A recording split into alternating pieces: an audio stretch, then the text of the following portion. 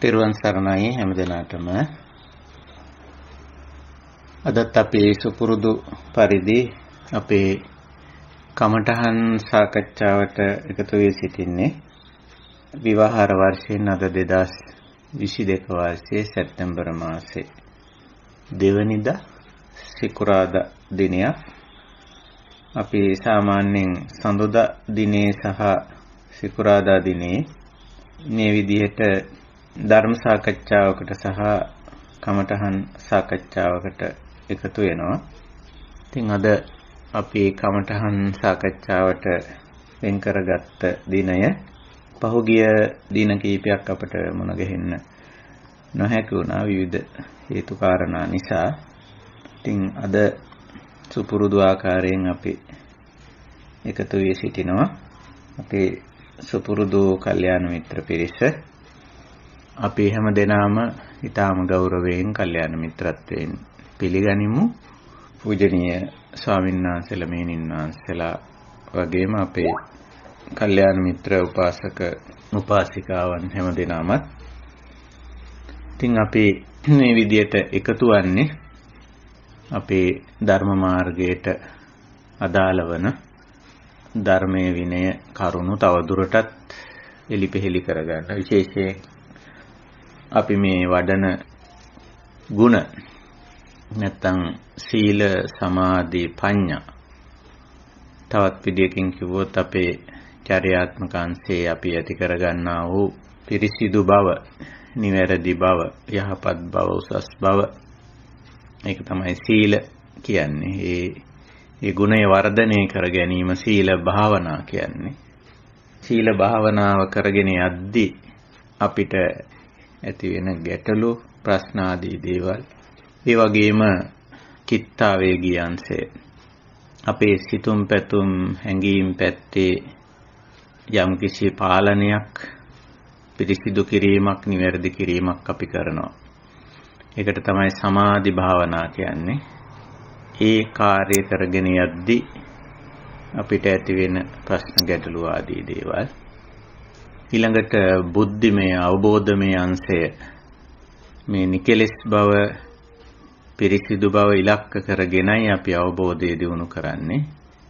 ආධ්‍යාත්මික පැත්තට අදාළ අවබෝධයයි අපි වර්ධනය කරන්නේ. ඒක ප්‍රඥා කියලා අපි හඳුන්වන්නේ. එතකොට ප්‍රඥා භාවනාව කරගෙන යද්දී ඇති වෙන ගැටලු මේ වගේ දේවල්. ඉතින් මේ භාවනා තුනට අදාළ සීල භාවනාවටත්, සමාධි භාවනාවටත්, ප්‍රඥා භාවනාවටත් අදාළ කමඨහන් අපි මේ කතා කරගෙන යන්නේ, විමසගෙන යන්නේ. ඒ වගේම ඒ වයිදී ඇති වෙන අනවබෝධයන්, අපහැදිලිතා, විමති, සැක සංකා, මේවා निराකරණය කර ගැනීමත් අපි මේ කමඨහන් සාකච්ඡාවේදී කරනවා. හොඳයි, අදත් අපි බලාපොරොත්තු වෙන්නේ මේ කමඨහන් සාකච්ඡාව කරන්නටයි. පළමුවෙන්ම අපි භාවනාව ගැන කෙටි මතක් කර ගැනීමත් හැමදාම කරනවා. දැන් මම හිතන්නේ ඒක ගොඩක් මතක් කරන්න අවශ්‍ය වෙන්නේ නැහැ. ඇත්තටම අපි මේ එකතු වෙලා ඉන්න කල්යාණ මිත්‍ර පිරිස සෑහෙන කාලයක් මේ සංഭാෂණය, මේ ධර්ම සංഭാෂණය කරගෙන ඇවිල්ලා තිබෙනවා. විතරක් නෙවෙයි, දැන් මේ කුසලතා වැඩිීමේ ක්‍රියාවලියෙහි නිරතව සිටිනවා. ඒ කියන්නේ භාවනාව කරගෙන යන අය. ඉතින් භාවනාව කරගෙන යද්දී එක පැත්තකින් අපිට භාවනාව ගැන දැනුමක් අවශ්‍යයි. සීලය කියන්නේ කුමක්ද? සීල ශික්ෂාව කොයි ආකාරයෙන් වැඩි යුතුද, වැඩි හැකිද, වඩන ආකාරය, ඒ පිළිබඳ දැනුමක් අපිට අවශ්‍ය වෙනවා. ඊළඟට ඊට අදාළ කමඨහන් අපි දැන අවබෝධ කරගන්න අවශ්‍ය වෙනවා. සීල ශික්ෂාවට අදාළ කමඨහන් මේ විදිහට. එහෙම දැනගත්තම තමයි මේ සීල ශික්ෂාව හරියටම පූර්ණේ කරන්න පුළුවන්. නොදැන නොදැක මේක කළ නොහැකි. අජානතෝ අපස්සතෝ. එහෙම බෑ. ඥානතෝ පස්සතෝ. දැනගෙන දැකගෙන. මේ දැනගන්නවා කියන එක ඒකෙන් තමයි මේ දැනුම කියන වචනේ සකස් වෙලා එන්නේ. ජානාති දැනගන්නවා දැනුම කියලා. ඉතින් දැනුම කියන එක අවශ්‍යයි. දැන ගැනීම දැනගන්නා ස්වභාවය කරුණු වශයෙන් දැන ගැනීම අවශ්‍යයි. ඉතින් ඒකට අපි සූත්‍ර සාකච්ඡාවක් සූත්‍ර දේශනා ඇසුරු කරගෙන සාකච්ඡාවක් කරනවා. මේ ධර්ම සාකච්ඡා කිරීම සුදුසු. නමුත් මේ දැන ගැනීමෙන් ධර්මය ත්‍රිපිටකයත් ඊට අදාළ අටුවා ටීකා ටිප්පණිත් තවත් මේ කරන ලද දේශනා යවම ඔක්කොම කරත් මම දකින්නේ මේ දහමෙන් 125කට වඩා දැනගන්න පුළුවන් කමක් ලැබෙන්නේ නැහැ. ඉතිරි 75 භාවනාවෙන් තමයි දැකගන්නේ. ඒ භාවනාවට යොමු නොවුණු ඕනෑම කෙනෙක් දහමෙන් 125ක් හෝ ඊටත් අඩුවෙන් තමයි දැකගෙන අවබෝධ කරගෙන තියෙන්නේ. ඒක දැනුමක් ඇත්තටම. ඒක නිසා මේකට පිවිසෙන්න ඕන. මේකට යොමු වෙන්න ඕන. මේ පිවිසීම යොමු වීම මේ වැඩපිළිවෙලට ඇතුළත් වීම ක්‍රියාත්මක කිරීම හඳුන්වන්නේ සෝතාපන්න කියලා. නැත්තම් සුපටිපන්න. සේක. මේ සේක වෙන්න ඕන, සෝතාපන්න වෙන්න ඕන, සුපටිපන්න වෙන්න ඕන. දැන් සීලය ගත්තොත් සීලය ගැන අපිට ගොඩාක් දේ කතා කරන්න පුළුවන්. මේ පිළිබඳ කතා වෙච්ච, සාකච්ඡා වෙච්ච දේශනා තියෙන, පොතපත තියෙන, ගොඩක් දේවල් තියෙනවා. ඒ ඔක්කොම කළත් මේ අවබෝධය 125යි. නැත්නම් ඊටත් අඩුයි. හැබැයි යම් කෙනෙක් සීල ශික්ෂාවට බැසගත්තොත් සීලයට සෝතාපන්න වුණොත් ඒ ධර්ම ප්‍රතිපදාවට යොමු වුණොත් ශික්ෂාපද සමාදන් වෙලා සිහිනුවන පෙරටු කරගෙන හැම විට හැම මොහොතේ හැම කාර්යයකදීම ඒ ආචාර ධර්ම පිළිබඳ අවදිමත් බවකින් යුක්ත වෙලා ඒ ආචාර ධර්ම ආරක්ෂා කර ගැනීමේ අවංක චේතනාව අවංක අදහස ඇතුව වීරියත් උපරිම තලයේ පවත්වගෙන කටයුතු කරා. අන්න එතකොට තමයි සෝතාපන්න වෙන්නේ. ඒක තමයි සුපටිපන්න වෙන්නේ. ඊතකන් කෙනෙක් සෝතාපන්න නැහැ, සුපටිපන්න නැහැ. ඒක වෙන්නේ නැහැ. අන්න එතෙන්ට આવොත් ඔන්න අවබෝධ වෙන්න පටන් ගන්නවා අර න්‍යායිකව පොතෙන් ඉගෙනගත්ත දේශනාවේදී ඉගෙනගත්ත සාකච්ඡාවේ ඉගෙනගත්ත කාරණේ කොයි විදිහටද ක්‍රියාත්මක වෙන්නේ කියලා. සීල ශික්ෂාවේ ආනිසංසය අත්විඳින්නෙක් බවට පත් වෙනවා. දුස්සීලකමේ ආදීනව අත්විඳින්නෙක් බවට පත් වෙනවා. ඊට පස්සේ සීලය රකින්න කොච්චර දුරට තමා තුළින් පෙළඹවීමක් එනවද? තමා තුළින් කොච්චර බාධා ඇති කරනවද? සීලය රකින්න සමාජය තුළින් කොච්චර බාධා ඇති කරනවද? කොච්චර දුරට සමාජය විසින් උදව් කරනවද? මේවායේ තියෙන වංක භාවයන්, අවංක භාවයන් මේ ඔක්කොම ටික හසු වෙන්නේ භාවනාවේදී. භාවිතයේදී භාවනා කියලා කියන්නේ හැම දෙයක්ම භාවිතයට ගන්න අවස්ථාව. එතකොට තමයි මේකේ අර ඉතිරි 175 හරියටම අවබෝධ වෙන්නේ. එහෙම ගිහිල්ලා තමයි යම් පුද්ගලයෙක් සීලවා හෝති නොච සීලමයෝ කියලා දේශනා කරපු විදිහට මේ පරිපූර්ණ වශයෙන් සීලවන්ත කෙනෙක් වෙන්නේ සීලය පිළිබඳ පූර්ණ අවබෝධයක් සහිතව කටයුතු කරන ඒ ශික්ෂණයෙන් යුතු පුද්ගලයෙක් බවට පත් වෙනවා. ඒක නිසා අපිට මේ න්‍යායික දැනුමෙන් නිවන් දකින්න පුළුවන් කමක් නැහැ කොහොමදවත්. න්‍යායික දැනුම කොච්චර කරත් මට තේරෙන්නේ 125කට වැඩි එහාට යන්නේ නැහැ. ඒකයි මේ අර්බුදේ මේ අපි දකින සමාජ අර්බුදේ මේ අපි කතා කරනවා මේ බෞද්ධ සමාජයේ මෙච්චර බණ කියන මෙච්චර බණ අහන ධර්ම සාකච්ඡා කරන මේ සමාජෙත් මෙච්චර අර්බුද තියෙනව නේද කියලා. ඇත්ත ඉතින් ඒක එහෙමම තමයි. අර්බුද තියෙනවා. කොච්චර බණ කිව්වත්, කොච්චර ධර්ම සාකච්ඡා කරත්, කොච්චර දහම් පොතපත ලිව්වත් නේ බුද්ධ ධර්මයේ පිළිබඳ උපාධි පශ්චාත් උපාධි දුන්නත් ඔක්කොමලා ඉන්නේ අර 125යි. කවුරුවත් සෝතාපන්න නැහැ, සුපටිපන්න නැහැ, සේක නැහැ. දහමෙන් පුද්ගලයාට සහ සමාජයට ලැබෙන්න ඕන සහනය ලැබෙන්නේ පුද්ගලයා පෞද්ගලිකවත් සමාජීය වශයෙන් සෝතාපන්න වුණොත්, සුපටිපන්න වුණොත්, සේක වුණොත්. ඒ කියන්නේ මේක ක්‍රියාත්මක පක්ෂයට ගත්තොත් තමයි. ඉතින් ඒක ගැනින් නැති කාරණේ මේ තියෙන්නේ.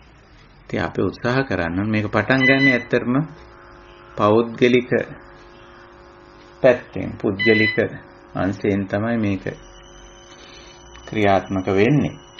ක්‍රියාත්මක විය යුත්තේ පුද්ගලික වශයෙන් තනි පුද්ගලයෙක් හැටියට තමයි ඇත්තටම මේක ක්‍රියාත්මක වෙන්නේ. ඉතින් මේ එසේ ක්‍රියාත්මක කරලා තමයි අපි සාමූහික ජීවිතයකට නැත්නම් සාමූහික පිරිසක් හැටියට මේ කාර්යය කරගෙන යන්නේ ඉදිරියට. සමාජයක් විදියට. ඉතින් ওই විදියට ඔය ශික්ෂා තුනම ගත්තම ඔය ස්වභාවය, ඔය ස්වરૂපය, ඔය ලක්ෂණය අපිට දැක ගන්න පුළුවන්. සමාධියේදීත් එහෙමයි. ඉතින් මෙච්චර මිනිස්යන්ගේ හිත කලබල මොකද? මෙච්චර නොසන්සුන් ඇයි? මෙච්චර පොඩි දෙයකින් කලබල වෙන්නේ, නොසන්සුන් වෙන්නේ, මහා ගැටලු ඇති කරගන්නේ, පුංචි දෙයටත් ගොඩක් කලබල වෙන්නේ ඇයි? ඒ තමයි මේ සමාධිය වැඩිවීමක් නෑ. අපි සමාධිය ගැන දන්නවා. සමාධිය ගැන ඉගෙනගෙන තියෙනවා. නමුත් සමාධිය වැඩිවීමක් නෑ. ඒකයි තියෙන්නේ. ඉතින් ඔන්න ඔය ගැටලුව අපිට දැක ගන්න පුළුවන්කම තියෙනවා. ඉතින් ඒක නිසා ප්‍රඥාවත් එහෙමයි. අපි ප්‍රඥාව කිව්වම හුඟක් වෙලාවට අපි හිතන්නේ මේ දැනුම කියලා. හුඟක් අය වරද්දගෙන තියෙන තැන ඒක. ප්‍රඥාව කියන්නේ දැනුම කියලා. දැනුම නෙමෙයි ප්‍රඥාව කියන්නේ. ඉතින් දැනුම ගොඩ ගහ ගන්න වෙන්නේ තව දුක වැඩි වෙන එක. ඒ දැනුමට මනාප වෙන, කැමති වෙන ඒ ස්වභාවය. ඒ ලක්ෂණය යන්නේ. ඉතින් ওই විදිහට මේ සීල, සමාධි, ප්‍රඥා කියන අංශ තුනට අදාළව න්‍යායික දැනුමක් අපිට අවශ්‍යයි. ඒ න්‍යායික දැනුම හොඳට ඇති කරගන්න ඕන. නමුත් මේකෙන් ලබන්න පුළුවන් ප්‍රතිඵලය ගන්න නම් අපි අනිවාර්යයෙන්ම ක්‍රියාත්මක පක්ෂයට යන්න ඕන. ඒ කියන්නේ භාවනාවට. ඉතින් භාවනාව කිව්වමත් අපේ සමාජයේ බොහෝ දෙනාගේ භාවනාව පිළිබඳ හොඳ අවබෝධයක් නැහැ. භාවනාව පිළිබඳ න්‍යායික දැනුම බොහෝ වෙලාවට වැරදි පැත්තේ තියෙනවා. ඒ නිසා ඒ පැත්ත සකස් කර ගැනීමත් මෙතෙන්දී අවශ්‍ය වෙනවා. ඉතින් ওই විදිහට සීල, සමාධි, ප්‍රඥා ගුණ වැඩිීමේදී අපි න්‍යායික වශයෙන් කරුණු දැන අවබෝධ කර ගැනීමත් අවශ්‍යයි. එතනින් තමයි අපි මේ ප්‍රවේශයේ පිවිසීම කරන්න පුළුවන්කම තියෙන්නේ. නමුත් සීලය, සමාධිය, ප්‍රඥාව පිළිබඳව අපේ ප්‍රායෝගික භාවය, එහි ක්‍රියාත්මක පක්ෂය යම් ප්‍රමාණයකට අවම වුණොත් ඉතින් එතනින් එහාට මේ කාර්යය සිද්ධ වෙන්නේ නැහැ. ඒකයි. ඊටාම කෙටියෙන් මේ භාවනාව සම්බන්ධයෙන් මේ කාරණේ මම මතක් කළේ. භාවනාව කිව්වම මම ඒකයි කියන්න උත්සාහ කරේ. භාවනාව පිළිබඳව අපේ සමාජයේ තියෙන අදහස වුණත් බොහෝම පටු වැරදි අදහසක් තියෙන්නේ. භාවනා කරනවා කිව්වම ඒක මේ වාඩි වෙලා ඉඳගෙන ස්පියාගෙන කරන කිසියම් ව්‍යායාමයක් හැටියට තමයි හඳුන්වා දීලා තියෙන්නේ. ඉතින් ඒක නිසාම සමහර අය භාවනාවට හරිම අකමැති. මේක නිකන් කිසියම් එක්තරා නීරස අප්‍රසන්න ක්‍රියාවක් බවට පත් වෙලා තියෙනවා.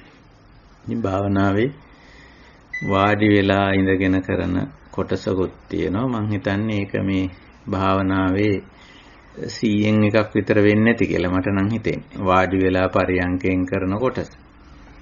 නමුත් භාවනාවේ 99%ක් තියෙන්නේ ඇස්කම් නාසා අරගෙන මනස හොඳට විවෘත කරගෙන සක්‍රීයව කරන ක්‍රියාකාරකම් භාවනාවේ 99%ක් තියෙනවා. අනිත් කාරණේ තමයි මේ ඇස්කම් නාසා වහගෙන කරන භාවනා බුදුදහමේ භාවනා නෙමෙයි. ඒවාර ඉන්ද්‍රිය භාවනා සූත්‍රයේදී පාරාසරිය උගන්වපු ක්‍රමය. ඒක බුදුහාමුදුරුව හැඳින්වුවේ මේ අන්ධයන්ගේ බීරංගේ වැඩක් හැටියට.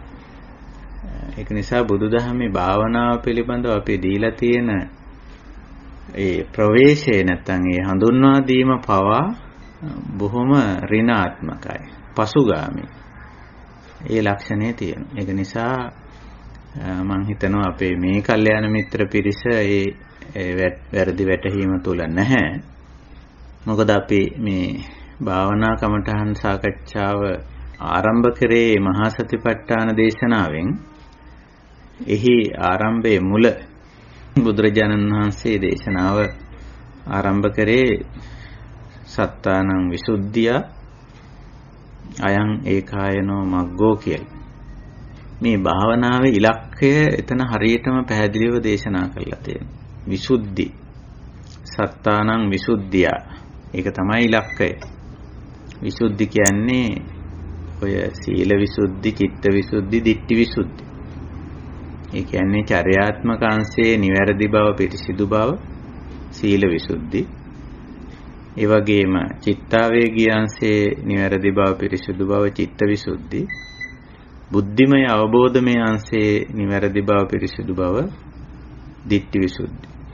එතනින් පසුවට තියෙන ඉතිරි විසුද්ධි හතරක් ditthi විසුද්ධියටම තමයි ඇතුළත් වෙන්නේ. කාංකා විතරණ, මග්ගා මග්ග ඥාන දස්සන, ඥාන දස්සන, පටිපදා ඥාන දස්සන. ඒ ඔක්කොම ditthi විසුද්ධියට අයිති වෙනවා. එතකොට මේ විසුද්ධිය සඳහායි භාවනා වෙන දෙයකට නෙමෙයි. එතකොට භාවනාව පටන් ගත්තේ සතියෙන්. සතිය උපද්දගෙන.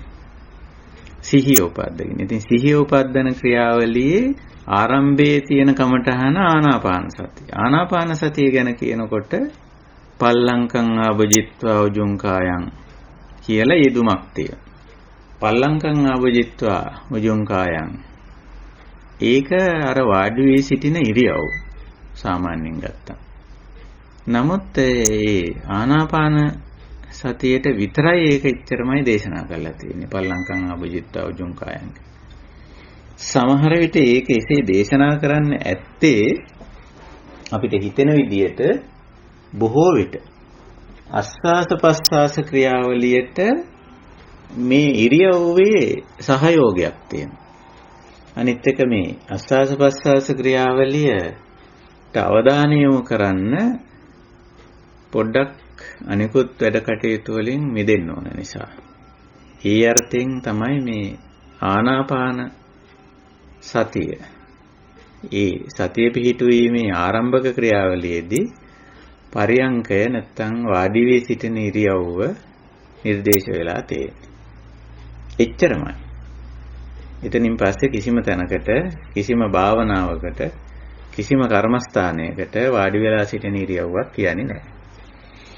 නමුත් අපි භාවනාවේදී මේ වාඩි වී සිටින ඉරියව්ව පමණ ඉක්මවා අවධාරණය කරලා තියෙනවා. සතිපට්ඨාන දේශනාවෙම අපිට පේනවා ඊළඟට එන කමඨහන සතිය පිහිටුවීමේ ඊළඟ කමඨහන දිහා බලපුවාම ඉතින් එතන තියෙන්නේ මේ ඉරියාපත.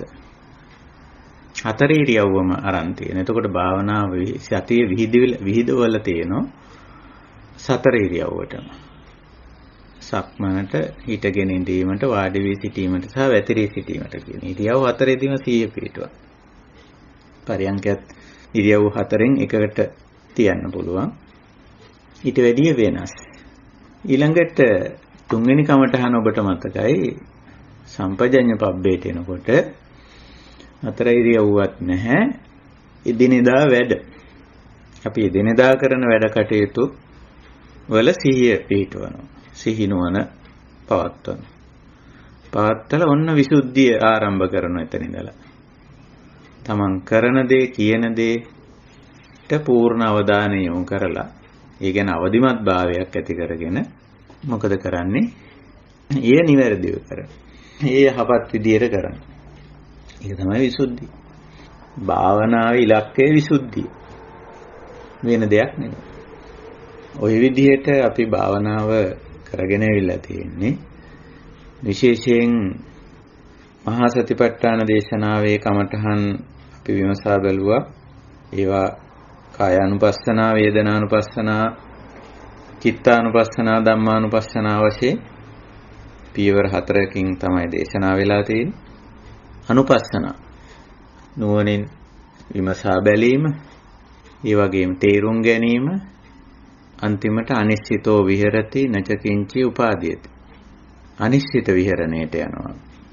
ඒ ධර්මතාව කායනං, වේදනානං, චිත්තනං, ධම්මනං කොයි ධර්මතාව වුණත් ඒකට අනිශ්චිත වෙනවා. අනිශ්චිතෝ විහෙරති.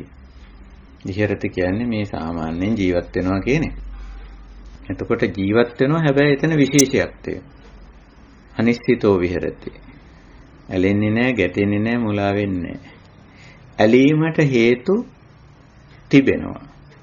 ඇලීමට හේතු ඇහින් දකිනවා, කනට ඇහෙනවා, ආසයට දැනෙනවා, දිවට දැනෙනවා, කයට දැනෙනවා, මනසට තේරෙනවා. එහෙත් නොඇලී සිටිනවා.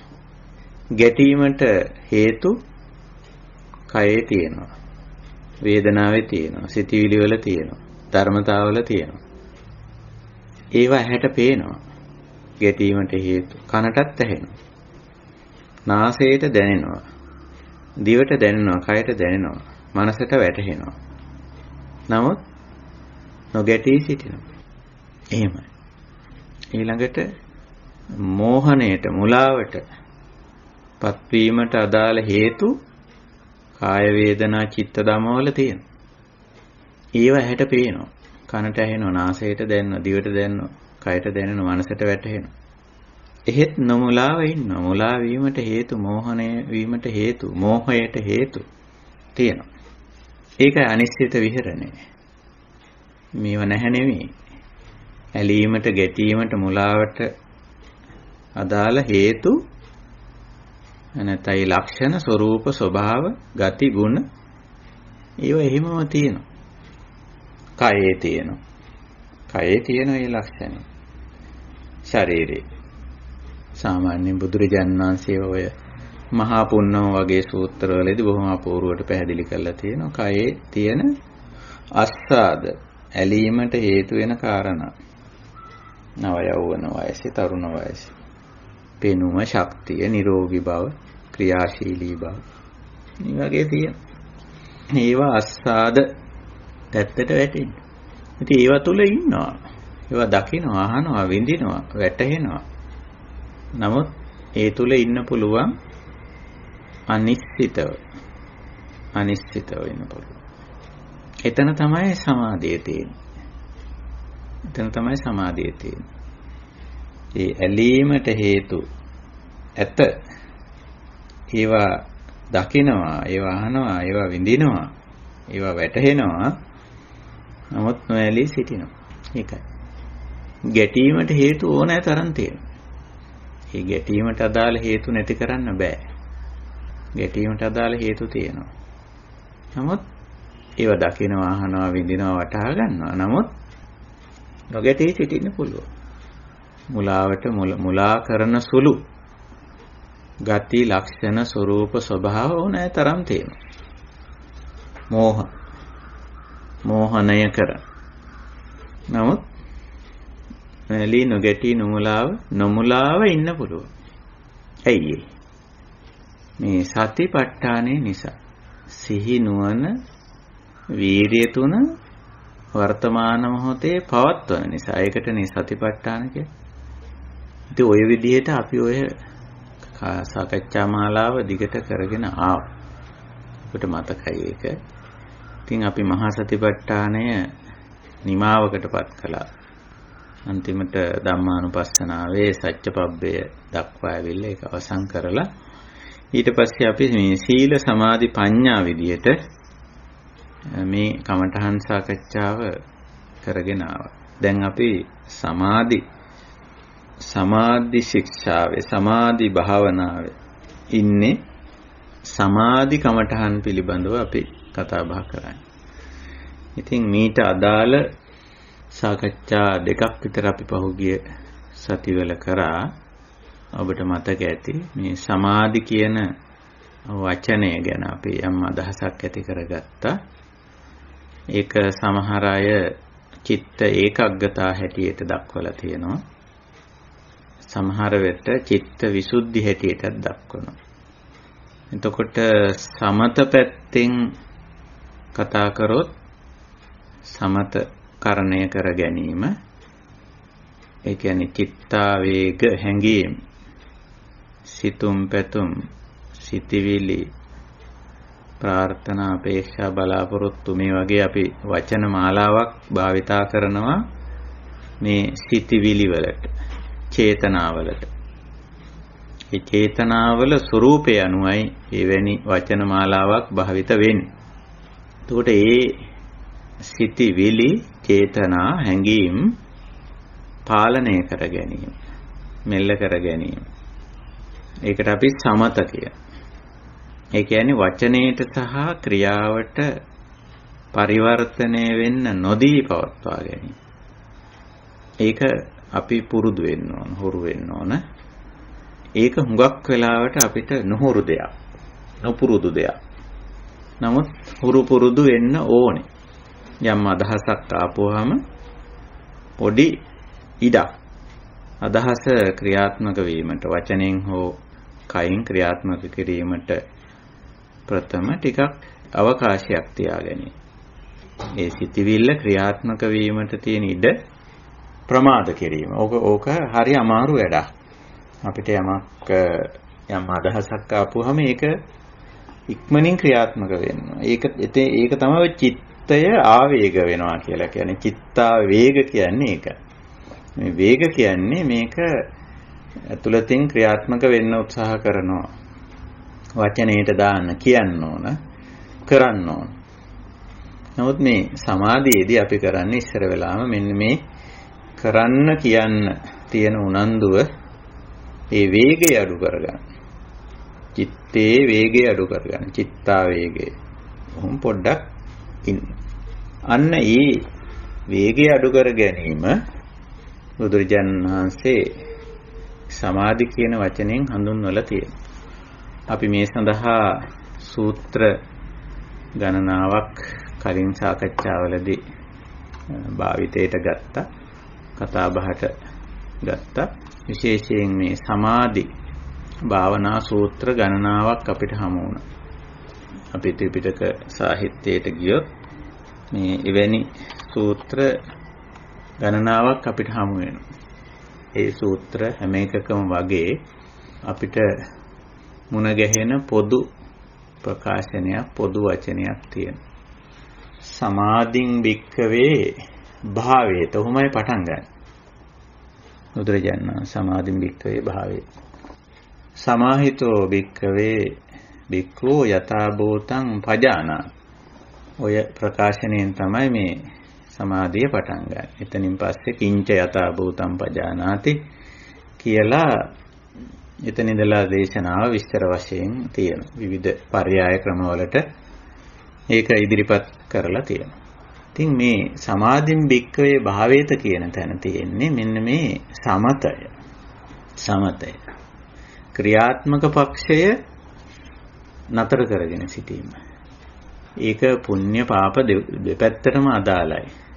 සමහරට අපේ චේතනාව පුණ්‍ය චේතනාවක් වෙන්න පුළුවන්. සමහරට පාප චේතනාවක් වෙන්න පුළුවන්. දෙකම සමත කරගන්න ඕනේ. දෙකම ක්‍රියාත්මක වීම අවම කරගන්න ඕනේ. ඒ විදිහට. ඒකයි සමාධින් භාවේත කියලා. මෙතන සමාධින් භාවේත කියනකොටම අපි තේරුම් ගන්න ඕනේ ඒක සමත සමාධිය කියලා. සමත කියන්නේ 아무ත් දෙයක් නෙමෙයි මේ ක්‍රියාත්මක වීම අත්හිට වීම. වචනෙන් හෝ ක්‍රියාවෙන්. මොකද යම්කිසි සිතවිල්ලක් වචනෙන් ක්‍රියාවෙන් ක්‍රියාත්මක වීමේදී ඒක කර්ම කියලා අපි හඳුන්වන්නේ. එතකොට වචී කම්ම කාය කම්ම කියලා. කර්මය ක්‍රියාව. ක්‍රියාත්මක වුණ ගමන් මේකට අදාළ ප්‍රතිඵලයක් තියෙනවා. ඒකෙන් පුද්ගලයාට සමාජයට ඇති කරන යම්කිසි ප්‍රතිඵලයක් තියෙනවා ක්‍රියාවේ. ඉතින් ඒ ක්‍රියාව හොඳ වුණොත් යහපත් වුණොත් ඉතින් ගැටලුවක් නැහැ. නමුත් ඒ ක්‍රියාව අයහපත් වුණොත් එතන ඉඳලා තතෝනං දුක්ඛමන් වේති. එතන ඉඳලා දුක් චක්‍රය පටන් ගන්නවා. ඒකට බුදුදහමේ ඉලක්කය මේ දුක් චක්‍රය ආරම්භ කිරීම නෙමෙයි. දුක් චක්‍රය කඩා දැමීම. ඉතින් එහෙමනම් මේ ක්‍රියාත්මක වීම එක්තරා මට්ටමකදී අත්හිටව ගන්න ඕනේ. එක්තරා දුරක් යනකම්. ඉතින් මේ අත්හිටවාගෙන ඊට පස්සේ මොකද කරන්නේ? මේ සිතිවිල්ල දිහා බලන එක. ඔන්න ඔතෙන් තමයි විපස්සනා පටන් ගන්න. සිතිවිල්ල මොකද්ද? මට ඇති වුණු සිතිවිල්ල මොකද්ද? මං මෙහෙම හිතන්නේ ඇයි? මේ විදියට හිතන එක හරිද? මේ අදහස හරිද? මේ හැඟීම කොච්චර යහපත්ද සාධාරණද? මේ ප්‍රාර්ථනාව කොච්චර යහපත්ද? අයහපත්ද? මේ බලාපොරොත්තුව මෙසේ බලාපොරොත්තුවක් ඇති කර ගැනීම සුදුසුද? ඔන්න විපස්සනා. ඒකේ ඇත්තම தত্ত্বය ඒකයි එතනින් පටන් ගන්න බුදුරජාණන් සමාහිතෝ යථා භූතං පජානාති කියලා. මේ යථා භූතය ආත්පසින්ම අවබෝධ කරගන්න. යථා භූත කියන්නේ ඒකේ ඇත්තම தত্ত্বයනේ. හැබැයි தত্ত্বය අකුසල චේතනාවක් නම් ඒ අකුසල බව, ඒ චේතනාවේ ඇති අකුසල බව, අයහපත් බව, පෙළෙන බව ඊළඟට ඒක ක්‍රියාත්මක කරොත් ඇති වෙන අයහපත. ඒ ටික ඔක්කොම ඒක ඇත්තනේ. අයහපත් චේතනාවක් පුද්ගලයා පෙළෙන සුළු. ඒක බොරු නෙමෙයි. ඒකේ ස්වභාවයනේ ඒක. යථා භූතය. ඊළඟට ඒක ක්‍රියාත්මක වුණොත් අයහපත් චේතනාවක් ඒකෙන් ලෙන්නේ ලොකු විනාශයක්, ලොකු අයහපතක්. ඒකත් ඇත්තනේ. ඒක තමයි ඒකේ යථා භූතය. ඇත්ත తত্ত্বය. ඒ ස්වභාවය තේරුම් ගැනීම. යථා භූතං පජානාති. අන්නේ විදියට. ඉතින් ඒක තේරුම් ගත්ත කෙනා ඊළඟට ඒකෙන් ඇති කරන දුක් චක්‍රය දකිනවා. මේ චේතනාව ක්‍රියාත්මක වීමෙන් මතු කරන දුක් චක්‍රය පුද්ගලයාට තේරුම් ගන්න පුළුවන්. මේ විදියට. ඉතින් ඔන්න යථා භූතං පජානාති. මේ යථා භූතං පජානාති කියන කාරණේ හරිම සංක්ෂිප්තයි. හකුලෝපු දේශනා, හකුලෝල කීම. සමාහිතෝ යථා භූතං පජානාති කියන. ඒක නිසා බුදුරජාණන් වහන්සේ යථා භූතං පජානාති කියන එක විස්තර කරනවා. සූත්‍ර දේශනා ගණනාවක අපිට ඒක දැක ගන්න පුළුවන්. දැන් උදාහරණ වශයෙන් අපි සමාධි සූත්‍ර ගොඩක් අපිට හමු වෙනවා. අපි එයින් කීපයක් මෙතෙන්දී නිදර්ශන වශයෙන් ගන්න පුළුවන්කම තියෙනවා. නිදර්ශන වශයෙන් අපි සංයුත්ත නිකායේ සලායතන වර්ගයේ සූත්‍රයකට ගියොත් සමාධි සූත්‍රය. ඒ සූත්‍රය මෙහිම පටන් ගන්නවා. සමාධින් භික්ඛවේ භාවේත සමාහිතෝ භික්ඛවේ යථා භූතං පජානාති කිංච යථා භූතං පජානාති. කිංච කුමක යථා ස්වභාවයේද තේරුම් ගන්න. එතන ඉඳලා දේශනා වෙනවා චක්කුං අනිච්ඡන්ති යථා භූතං පජානාති. රූපා අනිච්ඡාති යථා භූතං පජානාති. චක්කු විඥානං අනිච්ඡන්ති යථා භූතං පජානාති. චක්කු සම්පස්සෝ අනිච්චෝති යථා භූතං පජානාති. යම්පිදං චක්කු සම්පස්සපච්චය උප්පජ්ජති වේදිතං සුඛං වා දුක්ඛං වා අදුක්ඛම සුඛං වා තම්පි අනිච්ඡන්ති යථා භූතං පජානාති. දැන් යථා භූතං පජානාති යථා ස්වභාවය ආත්පසින්ම අවබෝධ කරගන්නවා කිව්වම ඒක පර්යාය ක්‍රමයට බුදුරජාණන් වහන්සේ දේශනා කරන පර්යාය කියන්නේ විවිධ පැති වලින් විවිධ අංශ වලින් තේරුම් ගන්න. එතකොට දැන් මේ ප්‍රධාන වශයෙන් මේ සූත්‍රය ඇතුළත් වෙන්නේ සංයුත්ත නිකායේ 4 වෙනි කොටස සලායතන වර්ගයේ. මේ සලායතන සංයුත්තේ චල වර්ගයේ 6 වෙනි සූත්‍රය. මම මේ සමාධි සූත්‍රයේ හැටියට මේ අද සාකච්ඡාවට තෝරාගෙන තියෙන්නේ. එතකොට ඔය විදිහට මේ එක නිදර්ශනයක් මම මේ ගත්තේ. එතකොට බලන්න මේ මෙතෙන්දී අරගෙන තියෙන්නේ ඉන්ද්‍රිය 6 චක්කු සෝත ගාන જીවහා කාය මන කියන ඉන්ද්‍රිය 6 අරන් තියෙන්නේ. ඊළඟට මේ ඉන්ද්‍රිය 6 සංකීර්ණ ක්‍රියාකාරීත්වයත් එහෙමම අරගෙන තියෙනවා. ඒ ඉන්ද්‍රියට අදාළ වෙන අරමුණ මුලින් අරගෙන තියෙනවා. ඇසට නම් රූපය, කනට නම් ශබ්දය, නාසයට නම් ගන්ධය, දිවට නම් රසය, කයට නම් ස්පර්ශය, මනසට ගෝචර වන ස්වභාවය. අපි ඒකට ධම්ම කියනවා. ඒ ස්වභාවය. ඒ විදිහට. ඊළඟට ඒවා ක්‍රියාත්මක වීම. ඒ විඥාන ස්වභාවය. විඥානනය වෙන ස්වභාවය. ඒකත් අර විදිහටම අවබෝධ කරගන්න. එතකොට මේවා මේ විදිහට කෙටියෙන් කියලා තිබ්බට මම අර මේ සාකච්ඡාවේ මුලදී මතක් කරානේ. දැන් අපිට මේ අපි උදාහරණ හැටියට ගත්ත සමාධි සූත්‍රය අපිට පුළුවන් තේරුම් ගන්න න්‍යායිකව. නමුත් මේකේ 175ක් වැහිලා තියෙනවා කියලා මම කිව්වා. ඒ 175 විවෘත වෙන්න නම් අපි භාවනාවට යන්න ඕන. චක්කුම් මෙතෙන්ද කියන්නේ බුදුරජාණන් වහන්සේ අනිච්ඡන්ති යථා භූතං පජානාති කියලා. එතකොට මේ ඇසේ යථා භූතය වෙන්නේ ඇසේ අනිත්‍යතාවය. ඒ වගේම චක්කු විඥානයේ යථා භූතය වෙන්නේ චක්කු විඥානං අනිච්ඡන්ති යථා භූතං පජානාති. චක්කු සම්පස්සේ යථා භූතය වෙන්නේ ඒත් ඒකමයි. චක්කු සම්පස්සෝ අනිච්චෝති යථා භූතං පජානාති. ඊළඟට එකෙන් ඇති වෙන වේදිතය සුඛ වේවා දුක්ඛ වේවා අදුක්ඛම සුඛ වේවා. ඒ වේදිතේ යථා ස්වභාවය වෙන්නේ අනිච්චතාව. එතකොට අපි විදර්ශනාව වඩනවා කිව්වොත් විදර්ශනා කරනවා කිව්වොත් ඒකෙන් අදහස් කරන්නේ ඇස කියන එක තේරුම් ගැනීම විතරක් නෙමෙයි. ඇසේ අනිත්‍යතාවය තේරුම් ගන්න. ඒක කොහොමද තේරුම් ගන්නේ? ඇස අනිත්‍යයි කීම නෙමෙයි. ඇහිම් බලන වෙලාවක් තියෙනවා අපි. භාවනාවට යනවා කියන්නේ ඒකයි. අපි ඇහැ කියන එක භාවිත කරන වෙලාවක් තියෙනවා. ඒතර භාවනාවේ නිතරම තියෙන්නේ භාවිතයක්.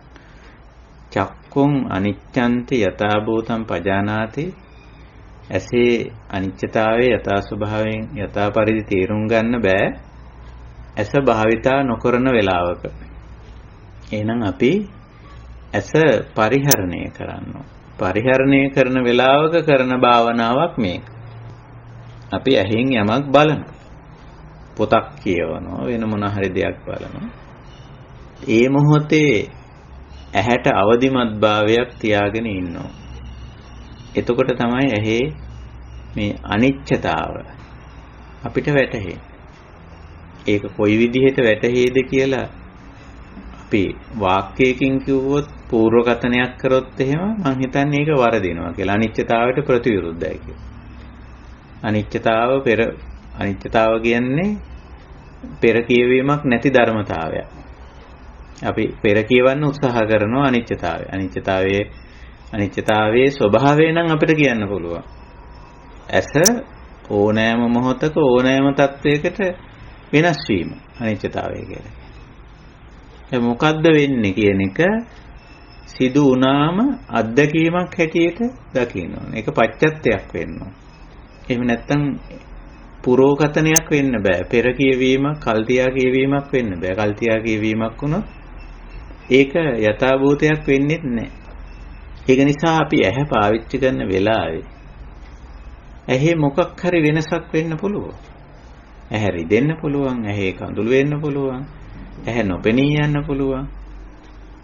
නේ? මොකද්ද කියලා කියන්න බෑ අපිට ඒක. නමුත් ඕනෑම මොහොතක ඕනෑම තත්වයකට මේ ඇහි අනිත්‍යතාවය ක්‍රියාත්මක වෙන්න පුළුවන්. අපි දන්නේ නැහැ. කල්තියා කියන්න බැරි එකක් අනිත්‍යතාවය කියලා. අන්න ඒ විදිහට. එතකොට පේනවා මේ භාවනාවේදී ලබන අත්දැකීම කොහොමදවත් පොතේ පතේ නැති එකක් ඒක. පොතේ පතේ තියෙනවා ඒ අත්දැකීම ලබන ක්‍රමය. ක්‍රමය තියෙනවා. බුදුරජාණන් වහන්සේ ඒක අපිට දේශනා කළා තියෙනවා. ධර්ම සාකච්ඡාවකින්, ධර්ම ශ්‍රවණයකින්, දහම් පොතක් කියවීමෙන් ඒ ක්‍රමය අපිට තේරුම් ගන්න පුළුවන්. ඒකයි. ඊළඟට ඇසට ගෝචර වන දේ අපි ඒකට කියන්නේ රූප කියලා. පාලි වචන. වර්ණයක්, දිගක්, පළලක්, කුසක්, මහතක්, ගැඹුරක් ඇහැට ගෝචර වෙනවා සාමාන්‍යයෙන්. මෙන්න මේ ඇහි ගෝචර වන දේ අපි රූප කියලා කියනවා. එතකොට ඒක රූපා අනිච්ඡාති යථා භූතං පජානාති. ඒ රූප ධර්මයක් ඇහැට ගෝචර වෙන දේ ඒකෙත් අනිත්‍යතාවය.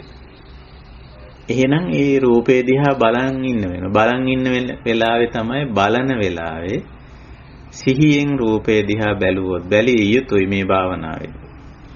යථා භූතය තේරුම් ගැනීමේ භාවනාවේදී රූපය නොබලා ඉඳීම නෙවෙයි. රූපය බලන්න ඕන. රූපේ දිහා හොඳට බලන්න ඕන. හැබැයි ඒක එතෙන්දී අර සතිපට්ඨානයේ තියෙනවා. සිහි නුවණ ප්‍රධාන වශයෙන්.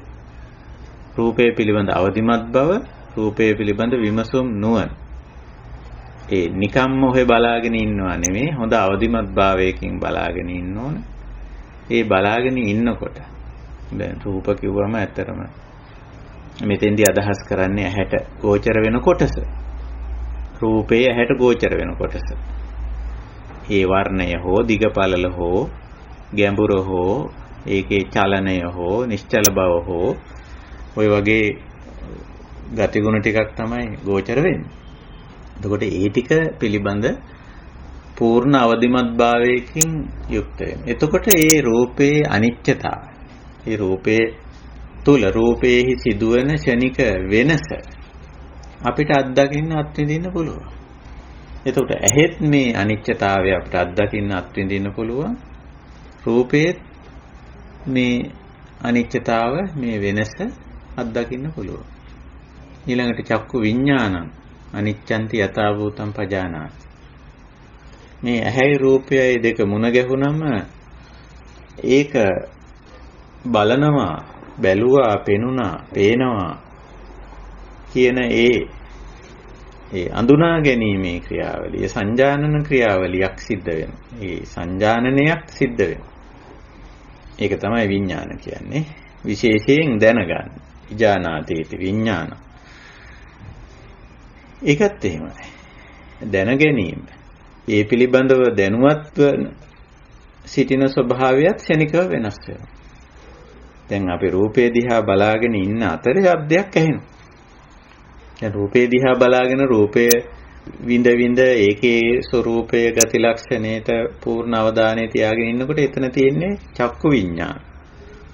නමුත් ඔය අතරේ ශබ්දයක් ඇහුනොත් ඒ චක්කු විඤ්ඤාණය බිඳ වැටෙනවා. ඒක වෙනස් වෙලා සෝත විඤ්ඤාණ.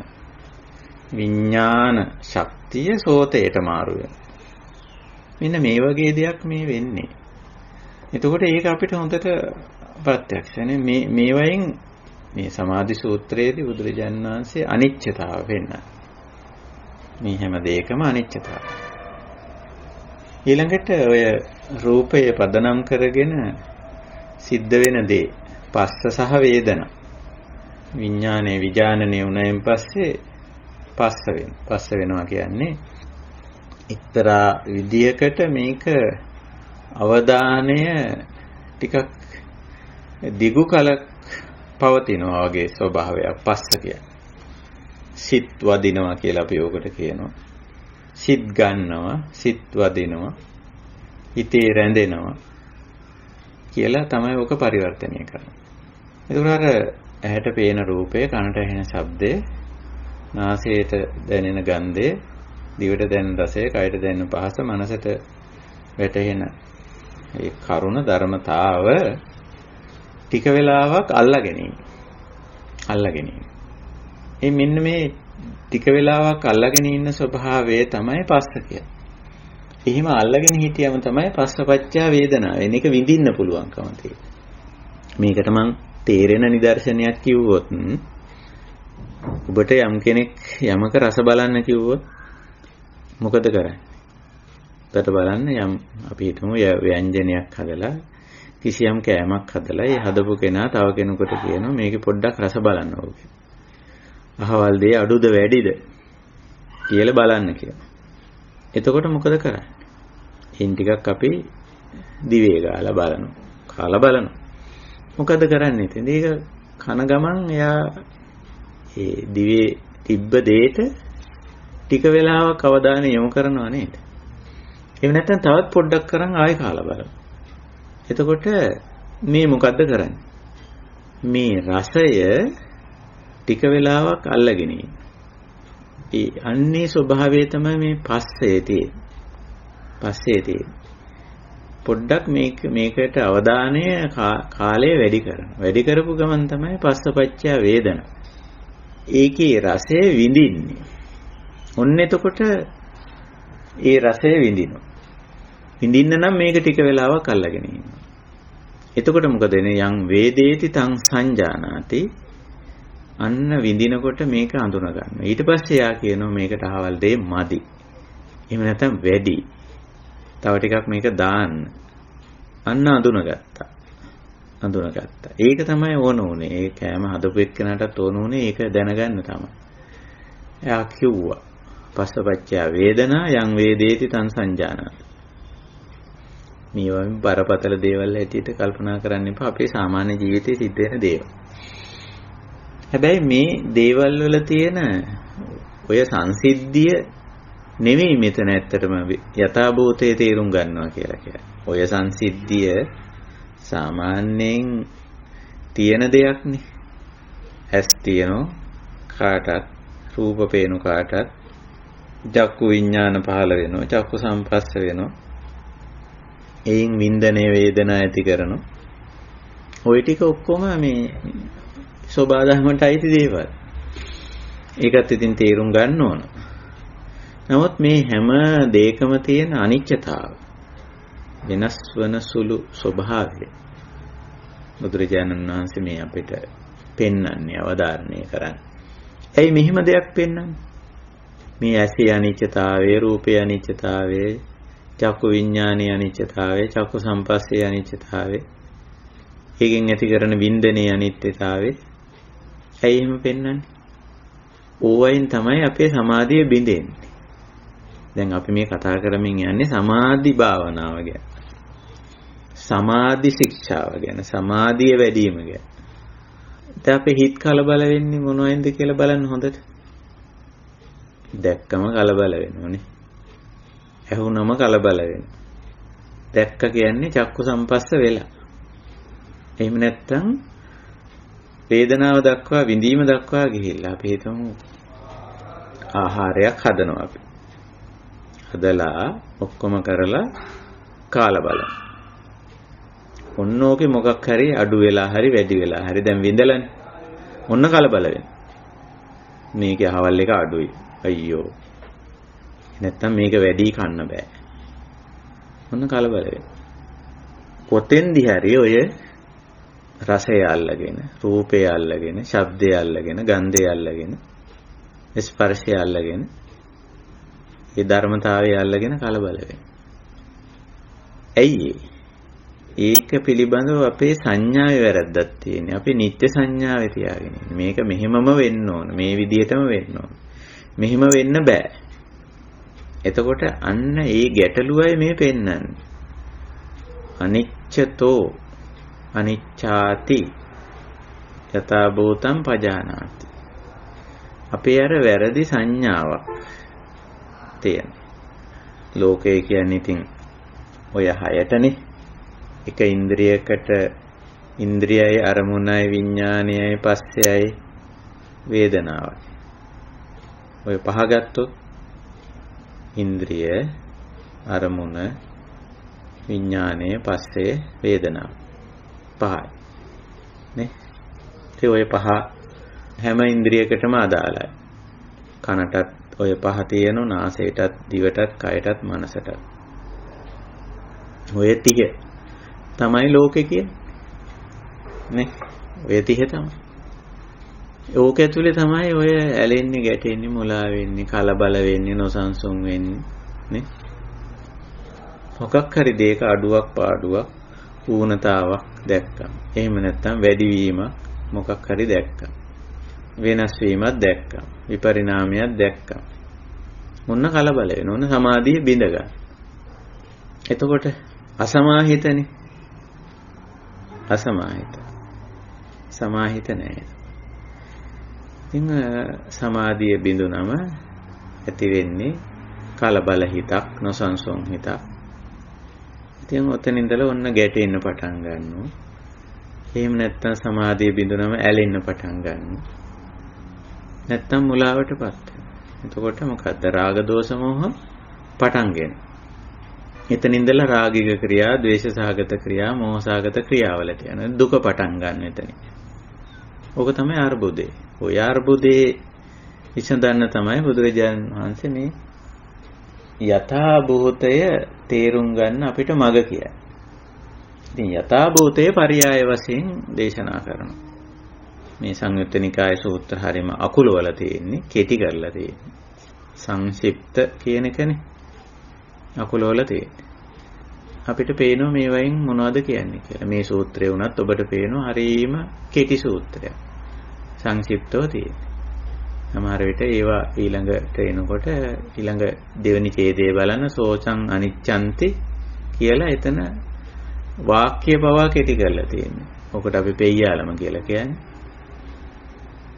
පෙయ్యාලම් වලින් කෙටි කරලා තියෙන්නේ. ඒ තරමට හකුලවල තියෙන්නේ. ඉතින් අපි මේක සූත්‍රයේ අර්ථය දිගහැරගත්ත විතරක් මදි.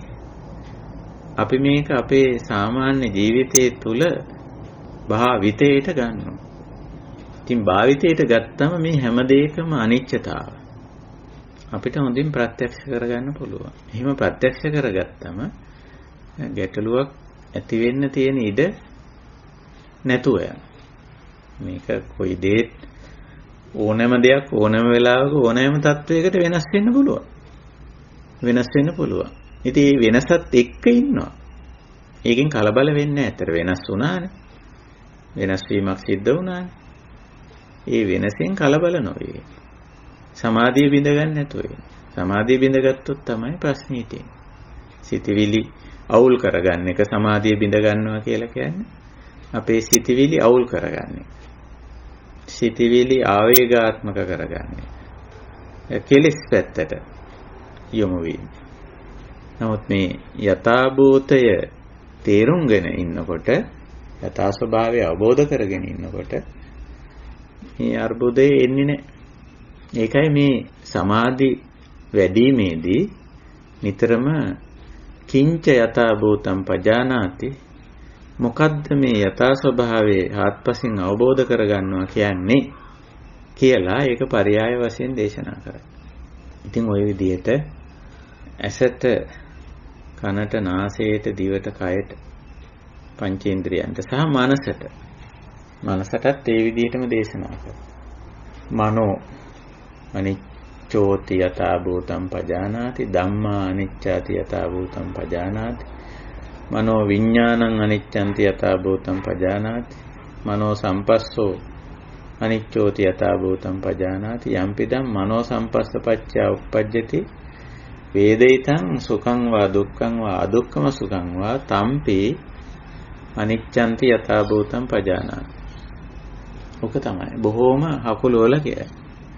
ඉතින් ඔය හැම ක්ෂේත්‍රයකම හැම දෙයකම හැම ස්වභාවයකම හැම ඉන්ද්‍රියකම හැම අරමුණකම හැම විඥානයකම හැම පස්සේකම හැම වේදනාවකම හැම සංඥාවකම හැම චේතනාවකම තවත් ඕක ඉස්සරහට විහිදිලා යනවා.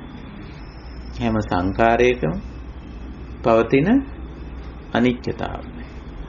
එතෙන්දී පැහැදිලි කරනවා. ඉතින් ඕක අපි ඔය ඉන්ද්‍රිය භාවිතයේදී ඉන්ද්‍රිය තුලින් අරමුණු තුලින් විඥාන තුලින් පස්ත තුලින් වේදනා තුලින් ඒවා තුල ඉන්න ගමන් මේ ක්ෂණික වෙනස් වීම අපි නොසිතන ආකාරයට වෙනස් වීම තේරුම් ගන්නවා. හැබැයි ඒක තේරුම් අරන් හිටියම අපි කලබල වෙන්නේ නැත්තම් අපි ඉවලෙටත් කලබල වෙනවා. පස්සෙත් ඕක ගැන තව කියවා කලබල වෙනවා. බලන්න මෙහෙම වුණා අරම වුණා එහෙම නොවෙන්න තිබුණා. ඒ මොකද? දැන් මෙහෙම වුණා අරම වුණා කියන්නේ අනිත්‍යතාවය. අපි බලාපොරොත්තු නොවුණු දේ සිද්ධ වුණා. ඒක එහෙම වෙනවා. අපේ ශරීරය තුල සිද්ධ වෙනවා. අපේ වටපිටාවේ සිද්ධ වෙනවා. අපි ආශ්‍රය නිස්සරය කරන පුද්ගලයන් තුල සිද්ධ වෙනවා. අපි කරන වැඩ කටයුතු තුල අපි බලාපොරොත්තු නොවන දේවල් සිද්ධ වෙනවා. කාලගුණ දේශගුණ තත්වයන් තුල ඒක අපි බලාපොරොත්තු නොවන දේ සිද්ධ වෙනවානේ. අපි කියන්නේ වහී කියලා හිතුවේ නැහැ. කුඩේ අරන් ගියේ නැහැ. වැස්ස තෙමුණා ඒ එහෙම තමයි. නේ? නැත්නම් අපි වැඩකට ගියාම කියනවා අහවල් වැඩේට ගියේ. නමුත් මෙහෙම වුණා වැඩේ කරගන්න බැරි වුණා. මෙහෙමයි කියන්නේ. ඊට පස්සේ පුද්ගලයෙක් හම්බෙන්න අපි යනවා. මං අහවල හම්බෙන්න ගියේ මේකට. නමුත් එයා මෙහෙමයි කළේ කිව්වේ වෙනස් වීම. අපි බලාපොරොත්තු නොවන අපේක්ෂා නොකරන දේ අචින්තිතං බවති. චින්තිතං විනස්සති. ඔය බුද්ධ දේශනා. ඕකත ඔය අනිත්‍යතාවය වෙන්නන ස්වභාවය. අපි බලාපොරොත්තු වෙන අපේක්ෂා කරන සමහර දේවල් තියෙන. ඒවා ඒ විදිහට වෙන්නේ නැහැ. ඒ නොවන එක තමයි අනිත්‍යතාව කියලා කියන්නේ. නමුත් අපි අනිත්‍යතාව පිළිගන්න කැමති නැහැ. අපි හිතාගෙන ඉන්නේ අපි කරන ඒ විදිහටම වෙන්න ඕන. අපි නිත්‍ය සංඥාවක ඉඳලා ඒ විදිහටම ප්‍රාර්ථනා කරනවා. ඒසේම කරගන්න උත්සාහ කරනවා. ඉතින් ඔන්න ඔය අරුබුදේ ඕක අපේ මානසික ගැටලුව. නිත්‍ය සංඥා. උත්‍රිජන් වහන්සේ අපිට හැම ක්ෂේත්‍රයකින්ම අනිත්‍යතාව පෙන්නනවා.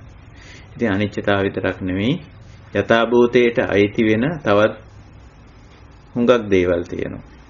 අනත්තතාව, විපරිණාමතාව, සමුදය වයතාව, පටිච්ච සමුප්පන්නතාව. ඔය වගේ මූලික වශයෙන් යථාභූතයට අයිති යථාභූත ලක්ෂණ කියලා අපිට ඒක කියන්න පුළුවන්. යථාභූත ගති, ගුණ එහෙම කියන්න පුළුවන්. ඒ වගේ යථා ස්වභාවයේ ගති ලක්ෂණ කියන්න පුළුවන් අපිට. යථාභූත ස්වરૂපේ ඒ විදිහට. ඉතින් ওই වගේ ගති ලක්ෂණ අපි අවබෝධ කරගෙන සිටීම තුළ මේ කලබලය නැත්නම් මේ අසමාහිත ස්වභාවය ඇති වෙන්නේ. ඒකයි සමාහිතෝ යථා භූතං ජානාති පස්සති නැත්නම් යථා භූතං පජානාති. යථා ස්වභාවයේ තේරුම් ගත්ත කෙනෙක් තුල මේ සමාධි තත්ත්වයේ සමාහිත ස්වභාවය දකින්න පුළුවන්. වෙන ක්‍රමයක් නෑ මේ හිත පිරිසිදු කරගන්න, හිත සංසුන් කරගන්න. යථා ස්වභාවයේම දකින්න ඕන. යථා ස්වභාවයේම තේරුම් ගන්න ඕන. යථා ස්වභාවයේ සමග පවතින්න හුරු වෙන්න ඕන. පුරුදු වෙන්න ඕන. ඒකයි. ඒක තමයි සමාධිය කියන්නේ. අපි කියන විපස්සනා සමාධිය කියන්නේ ඕක. යථා ස්වභාවය අවබෝධ කරගෙන ඉන්න ලක්ෂණය. යථා ස්වභාවයේ පිළිගන්නවා. ඔව් ඒක එහෙමයි කිය. ඊළඟට යථා ස්වභාවයේ සමග පවතිනවා. ඒ අනිත්‍යතාවයේ සමග පවතිනවා. අනත්තතාවයේ සමග පවතිනවා. විපරිණාමතාවයේ සමග පවතිනවා. සමුදයත් එක්ක වයත් එක්ක පවතිනවා. පටිච්ච සමුප්පන්නතාවය එක්ක පවතිනවා. ඉතින් එහෙම පවතිනකොට දුක නැහැ ඉතින්. එහෙම පවතින්න බැරි වුණාම තමයි. යථා භූතේ තේරුම් ගන්න බැරි වුණාම, පිළිගන්න බැරි වුණාම, ඒකත් එක්ක පවතින්න බැරි වුණාම තමයි මේ වික්ෂිප්ත භාවය, මේ කලබලය, මේ කෙලෙස් හිතේ ඇති වෙන ස්වභාවය, ගැටෙන ගතිය, ඇලෙන ගතිය, මුලා වෙන ගතිය ඇති වෙන්නේ. ඉතින් ඇලෙන ගැටෙන මුලා වෙන ගතිය ඉවත් වෙනවා. රාග දෝෂ මෝහ. ඉතින් එතෙන්ට එන්න තමයි බුදුරජාණන් වහන්සේ අපිට මේ මඟ පෙන්වීම කරන්නේ. හොඳයි. දැන් ඔය අපේ මේ සාකච්ඡාව කමඨහන් සාකච්ඡාවක්නේ. ඉතින් දැන් උන්න අපිට මේ සමාධි කමඨහන් ඔය අනුව ටික ටික පැහැදිලි වෙනවා. ඉතින් දැන් අපිට පුළුවන් ඔය මේ අපි අද කතා කර සමාධි සූත්‍රය අනුව මේ 30 මොකද්ද 30?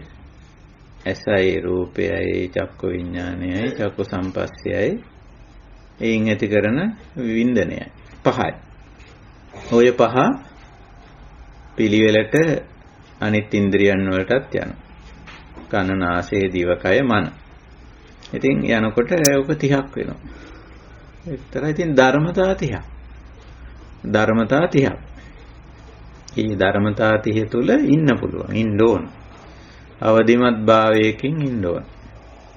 එහෙම ඉන්නකොට මේ ධර්මතා 30 යථා භූතය අවබෝධ කරන්න පුළුවන්. ඔය 30 තමයි ඉතින් ලෝකේ කියන්නේ. ඔක තවත් ඉතින් ටිකක් දිග් ගැහෙනවා. වේදනාවෙන් පස්සේ සංඥාව, ඊට පස්සේ චේතනා හේවත් සංකාර ඔහොමත් යනවා ඉතින්. ඊට පස්සේ ඒවා ස්කන්ධ කොට නැගීම් ඔය වගේ තියෙනවා. නමුත් මේ දේශනාවේදී බුදුරජාණන් වහන්සේ ගන්න මේ මූලික දේ. මූලික ස්වභාවික සංසිද්ධිය වේදනා දක්වා ස්වභාවික සංසිද්ධිය. සබාධමට අයිති කාරණා ටික ඔය පෙන්නන්නේ. ඇත්තටම ඔය දක්වා යථා ස්වභාවයේ තේරුම් ගත්තනම් ඔතනින් එහාට අර සංඥා චේතනා ඔතනින් එහාට තියෙන ඒවනේ. යම් වේදේති තං සංජානාති යං සංජානාති තං විතක්කේති යං විතක්කේති සම්පපංචේති එච්චර දිග් ගැහෙන්නේ. ඔය සබාධමේ ස්වභාවික දේ ටික ඔය 30 එහි අනිත්‍යතාවය, එහි අනත්තතාවය, එහි විපරිණාමතාවය, එහි සමුදේවය, පටිච්ච සමුප්පන්නතාවය තේරුම් ගත්තනම් එතනින් ඉවරයි. යථා ස්වභාවයේ තේරුම් ගන්න තියෙන. ඉතින් සංසුන්. tempat කලබල නැහැ. ඒකයි ස්වභාවය. හොඳයි. මම ඔතකින් ඔය සාකච්ඡාව නිමා කරලා ඉතින් අපි මේ කමඨහන් සාකච්ඡාවේදී උඟක්ම අපේ කල්යාණ මිත්‍රයන්ට ඉඩ අවකාශ සැලසමු. මේ සාකච්ඡාවට එකතු වෙන්න. එhmenan අපි ආරාධනා කරනවා මේ සාකච්ඡාවේදී යමක් ඔබට ඉදිරිපත් කරන්න තියෙනවා නම් ඒ සඳහා කාලය ගන්න කියලා.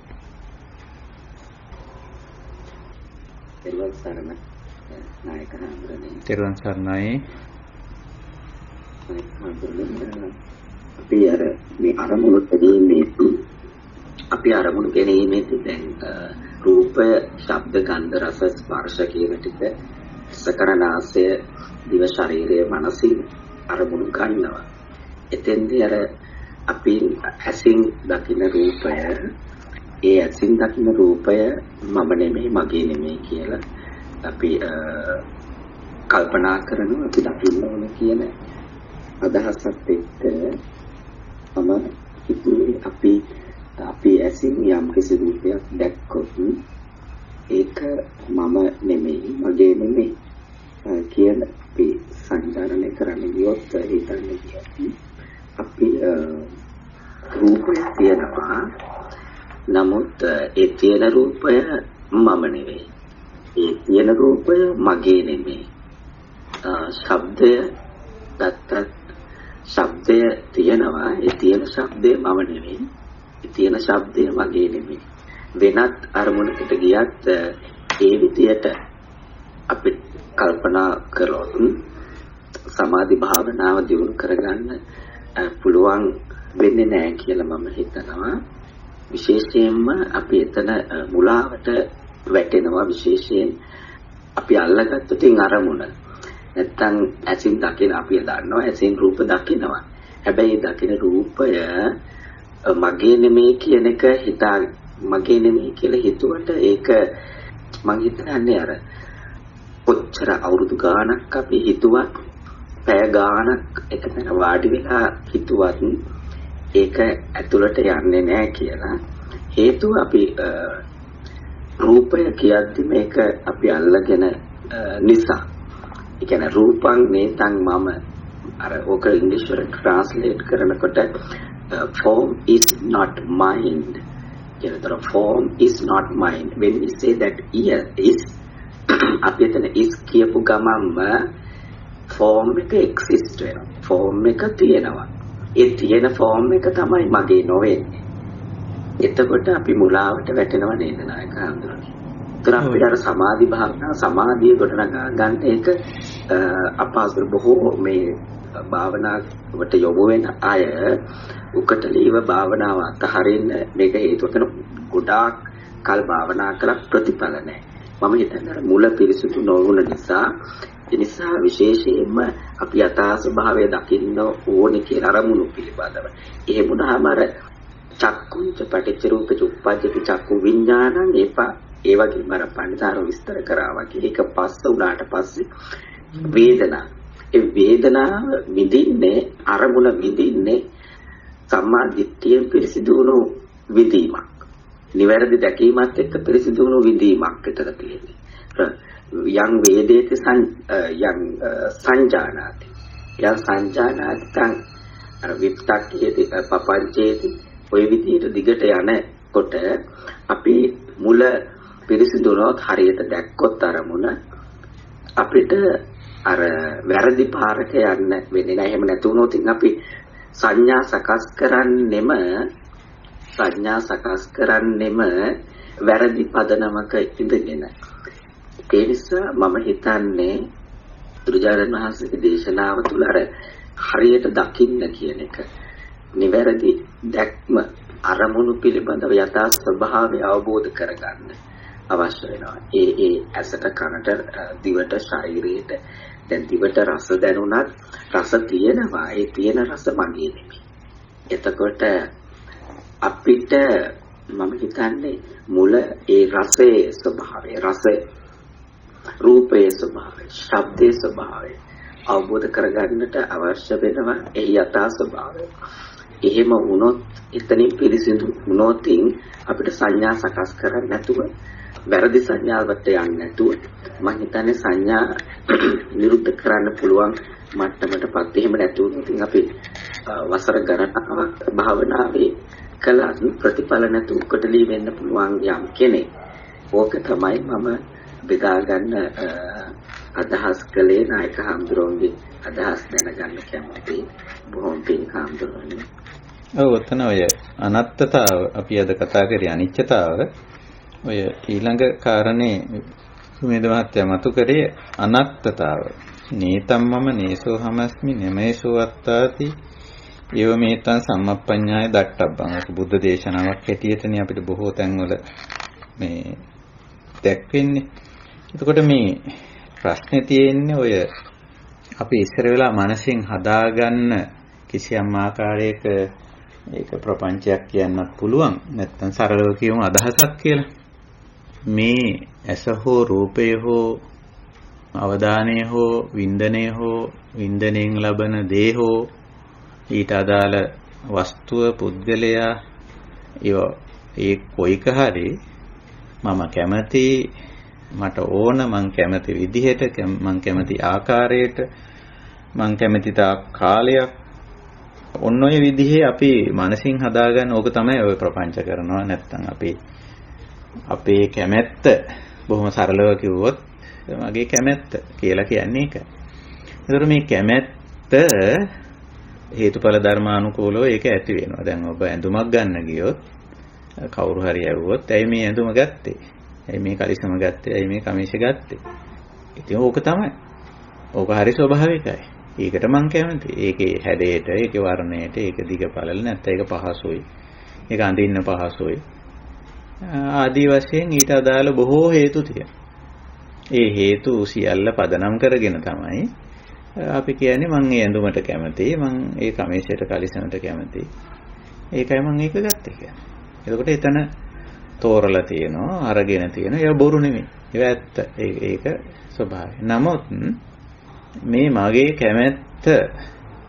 කැමැත්තට අදාළ දේ, ඒ ಗುಣ, ගති, ලක්ෂණ, ස්වરૂප, ස්වභාව ඒවා මගේ කැමැත්තට අනුව පවත්වන්න බැරි ස්වභාවය බුදුරජාණන් වහන්සේ අනත්ත් ලක්ෂණේ හැටියට පෙන්නන්නේ. නේතම් මම නේසෝ හමස්මි නමේසෝ අත්තාති. ඒ වගේ නේතම් යථාභූතං. ඒක තමයි යථාභූතය එතන. ඒක සම්මප්පඤ්ඤාය දට්ඨබ්බං. ඒක හොඳ ප්‍රඥාවෙන් තේරුම් ගත යුතුයි. අවබෝධ කරගත යුතුයි. එතන යථා ස්වභාවය මොකද්ද? මගේ කැමැත්තට අනුව තමයි මම මේක ගත්තේ.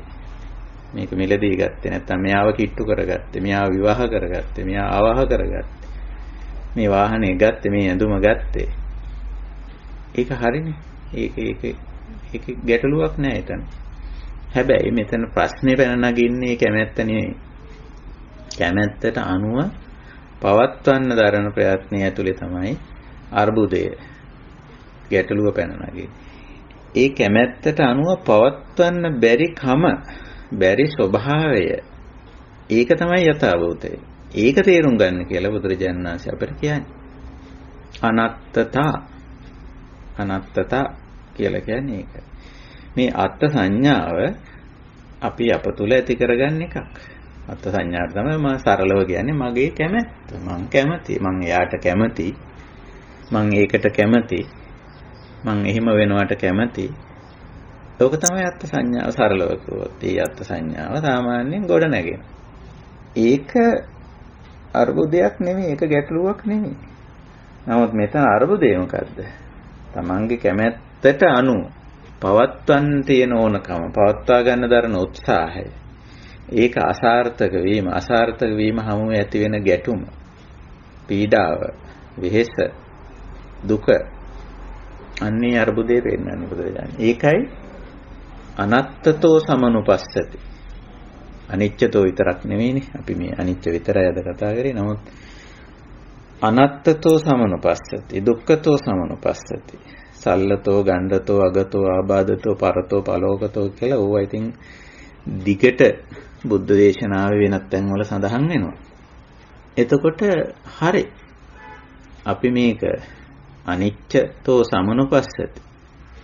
මේ ඇස, මේ රූපය, මේ චක්කු විඥානේ, චක්කු සංපස්සේ, සංපස්සජා වේදනාව, ඔය ටික සබාධමට අයිති ඔය සංසිද්ධිය, ඔය පහේ තියෙනවා මං කැමති විදිහක්, මට ඕන විදිහක්. ඒක නැහැ කිව්වොත් බොරු. අපි කාගෙත් ඒක තියෙනවා. ඒක සබාධමට අයිති එකක්. ඒකයි. ඒක ඕනම කෙනෙක්ගෙන් අහලා බලන්න. එයාගේ රුචිය, මනාපය, කැමැත්ත ඒක තියෙනවා. හැම දෙයකම තියෙනවා. ඒක ඇත්ත. ඒක යථාභූතයක්. නමුත් ඒකට අනුකූලව, ඒකට අනුගතව ඒක පවත්වන්න බැරිකම. ඒක යථාභූතය. ඒ ඇත්ත තේරුම් ගන්න. ඒ ඇත්ත තේරුම් ගැනීම අවශ්‍ය වෙන්නේ ඇයි? ඒ තමන්ට ඕමනා විදිහට, තමන් කැමති විදිහට, කැමති ආකාරයට පවත්වන්න බෑ. නමුත් එසේ දරන උත්සාහය තුළ අපි අර්බුදයට යනවා. අපි ගැටුමට යනවා. අපි පීඩාවට යනවා. අපි පෙලෙන්න පටන් ගන්නවා. දුකටපත් වෙනවා. හැබැයි මේ බැරි බව, අනත්තතාව මං කැමති විදිහට, මට ඕන විදිහට, මං කැමති තාක් කාලයක් මේ දේ, මෙයා, මෙතන, මේ වැඩේ, මේ ස්වභාවය පවත්වන්න බැහැ කියන එක අවබෝධ වුණොත්, ඒක පිළිගත්තොත් එතනින් අර්බුදේ අවසන්. ඒක තමයි අනත්තතාව අවබෝධ කරගන්නවා කියලා කියන්නේ. ඔව්. මේ යථා භූතං ඥානාති පස්සති කියන එකට ඒකත් අයිති වෙනවා. අනත්තතාව. අනිත්‍යතාව විතරක් මේ මම අර මේ අද පාවිච්චි කර සූත්‍රයේ ඇතුළත් වෙලා තියෙන අනිත්‍යතාව විතරයි. ඒකයි ඒක මතක් කළේ. ඔව් සුමේද මහත්තයා මතක් කළේ අනත්තතාවය. ඒකත් යථා භූතේටමයි තියෙන්නේ. ඒ අනත්තතාව තේරුම් නොගත්තොත් තමයි ඒ අර්බුදේ තවත් ඉස්සරහට තින් විපරිණාමය සමුදය වය පටිච්ච සමුප්පන්නතාව ඒව තියෙනවා. ඒ හැම දෙයක්ම පෙන්වන්නේ මොකද? ඒවා තේරුම් නොගැනීම, අවබෝධ කර නොගැනීම, නොපිළිගැනීම සහ ඒවා සමග පවතින නොහැකි වීම තුළ පුද්ගලයා මේ අර්බුදය ඇති කරගන්නවා. දුක්ඛ ස්වභාවයේ ගැටුම, ඇලීම, ගැටීම, මුලාව ඇති කරගන්නවා. එතනින් දුක චක්‍රය හදාගන්නවා. එහෙම හදා ගැනීමේ අවශ්‍යතාවයක් නැහැ. අවශ්‍ය වෙන්නේ නැහැ. මේක අවබෝධ කරගත්ත කෙනෙකුට. ඒකයි මේ යථාභූතය ඥාන දර්ශනයේට යථාභූතං ඥාන දස්සනං සුවිසුද්ධං අහෝසි. බුදුහාමුදුරුවෝ තමන් ගැන කරපු ප්‍රකාශන. මට මේකේ යථා ස්වභාවය තේරුණා. ඉතින් ඒත් එක්කම අකුප්පාමේ චේතෝ විමුක්ති. මගේ තිබුණු කලබල වෙන ගතිය, නොසන්සුන් වෙන ගතිය, කැළඹෙන ගතිය, ඇලෙන ගතිය, ගැටෙන ගතිය, මුලා වෙන ගතිය. ඒකෙන් මම මිදුණා. ඒ මිදුනේ කොහොමද? යථා භූතං ඥාන දස්සනං සුවිසුද්ධං අහෝසි. මේවා මේ හැම දෙයකම ඇසේ, කනේ, නාසයේ, දිවේ, කයේ, මනසේ. චක්කු විඥානේ, චක්කු සම්පස්සේ ආදී වශයෙන් මේ හැම නාම රූප ධර්මතාවයකම තියෙන අනිත්‍යතාව, අනත්තතාව, විපරිණාමතාව, සමුදය වයතාව, පටිච්ච සමුප්පන්නතාව මනවින් තේරුම් ගත්තා. ඒකයි යථා භූතං ඥාන දස්සනං සුවිසුද්ධං අහෝසි කිව්වේ. ඉතින් එතකොට මේ කැළඹෙන, කලබල වෙන, නොසන්සුන් වෙන ගති අයින් වෙනවා. ඒක එහෙම තමයි. ඒක එහෙම වුණා. ඇයි උනේ? හේතුඵල ධර්මානුකූලව. එපමණයි. ඉතින් ඒක හරි. ස්වාමීන් වහන්සේ ඔය ඔතන තම සම්බන්ධව පොඩි ප්‍රශ්නයක් තියෙනවා ස්වාමීන් වහන්සේ ගැටලුවක්. දැන් ඔතන අපිට සක්කාය දිට්ඨිය නැති වෙනවනේ ස්වාමීන් වහන්සේ සංයෝජන දස සංයෝජන වලින් වලදී සෝතාපන්න වෙනකොට සක්කාය දිට්ඨිය සීලබ්බත පරාමාස එතන තුනක් නැති වෙනවනේ. එතකොට ස්වාමීන් වහන්සේ දැන් සක්කාය දිට්ඨිය නැති වෙන තැනදී කියනවනේ ස්වාමීන් වහන්සේ රූපය මම වෙමි, මම රූපය වෙමි. ඊළඟට වේදනාව, සංඥා, සංකාර, විඥාන ඒ සියල්ලම ඒ විදිහට ගැනීම තමයි සක්කාය දිට්ඨිය, මේ පංචස්කන්ධය මම වෙමි කියලා ගැනීම නේද ස්වාමීන් වහන්සේ? එතකොට එතනම කියනවා අත්තානු දිට්ඨියනුත් ගැනීම කියලා. එතකොට ඒ අත්තානු දිට්ඨිය කියන්නේ ස්වාමීන් වහන්සේ ආත්මයක් කියලා ගැනීම නේද ස්වාමීන් වහන්සේ? ආත්ම කොට ගැනීම නේද? අපි ඔය අත්ත කියන වචනය සක්කාය දිට්ඨි, අත්තානු දිට්ඨි ඔය දෙපළක යෙදিলা තියෙන යෙදුම් දෙක. හැබැයි මේ දෙකෙන්ම අදහස් කරන්නේ එකම දෙයක්. දැන් අත්ත කියන පාලි වචනය අපි සිංහලට පරිවර්තනය කරගන්නේ තමන්ගේ කියලා, තමන්ගේ කියලා හිතනවා, තමන්ට ඕන හැටියට කියලා හිතනවා. සක්කාය කියන්නේ ස්වකීය බව. ස්වකීයත්වය කියන්නේ තේත් තමන්ගේ කියන අදහසනේ. එතකොට යමක් පිළිබඳ මමත්වය, මගේ, ඒක මගේ, මම තමයි ඒක නිර්මාණය කළේ, සකස් කළේ, හැදුවේ, ඒ දේ ඒ විදියට කළේ. එතකොට ඒ දේත් එක්ක කිසියම් ආකාරයක මමත්ව හැඟීමක් මුලින්ම ඇති වෙනවා. මේක මගේ, මම තමයි හැදුවේ, මෙයා මගේ, මේ දරුවා මගේ, මේ ව්‍යාපාරය මගේ, මේ දේ මගේ, මේ ශරීරය මගේ, ශරීරය ඇති වෙන සැපය, දුක, වේදනාව මගේ ආදී වශයෙන් ඉස්සර වෙලාම ආයේ ධර්මතාවයට, නාම ධර්මයට හෝ රූප ධර්මයට කිසියම් ආකාරයකට මමත්ව හැඟීමක් ඇති කරගන්න. ඒක ඇත්තටම ඉමෝෂන් එකක්, හැඟීමක්. ඒක මගේ, එයා මගේ, ඒ දේ මගේ. ඒක කළේ මං. ඒක සකස් කරේ මං. කොහොම කියලා ඒක තේරුම් ගත්තේ මං, ඒක නිර්මාණය කළේ මං, ඒක හඳුන්වා දුන්නේ මං ආදී වශයෙන් කියලා. එක්කෝ ඒ සංකල්පයට හරි, වස්තුවට හරි, ද්‍රව්‍යයට හෝ, භාණ්ඩයට හෝ, ස්ථානයට හෝ, පුද්ගලයට හෝ හැඟීමක් ඇති කරගන්නවා මමත්ව හැඟීම. මගේ කියලා. ඒක තමයි එතන මම. ඊට පස්සේ ඒ හැඟීමට අනුව ඒ දේ හසුරවන්න උත්සාහ කරනවා. එයා මගේ නම් මං කියන විදිහට ඉන්න ඕන. ඒක හැදුවේ මම නම් මං හදලා තියෙන විදිහට තියෙන්න ඕන.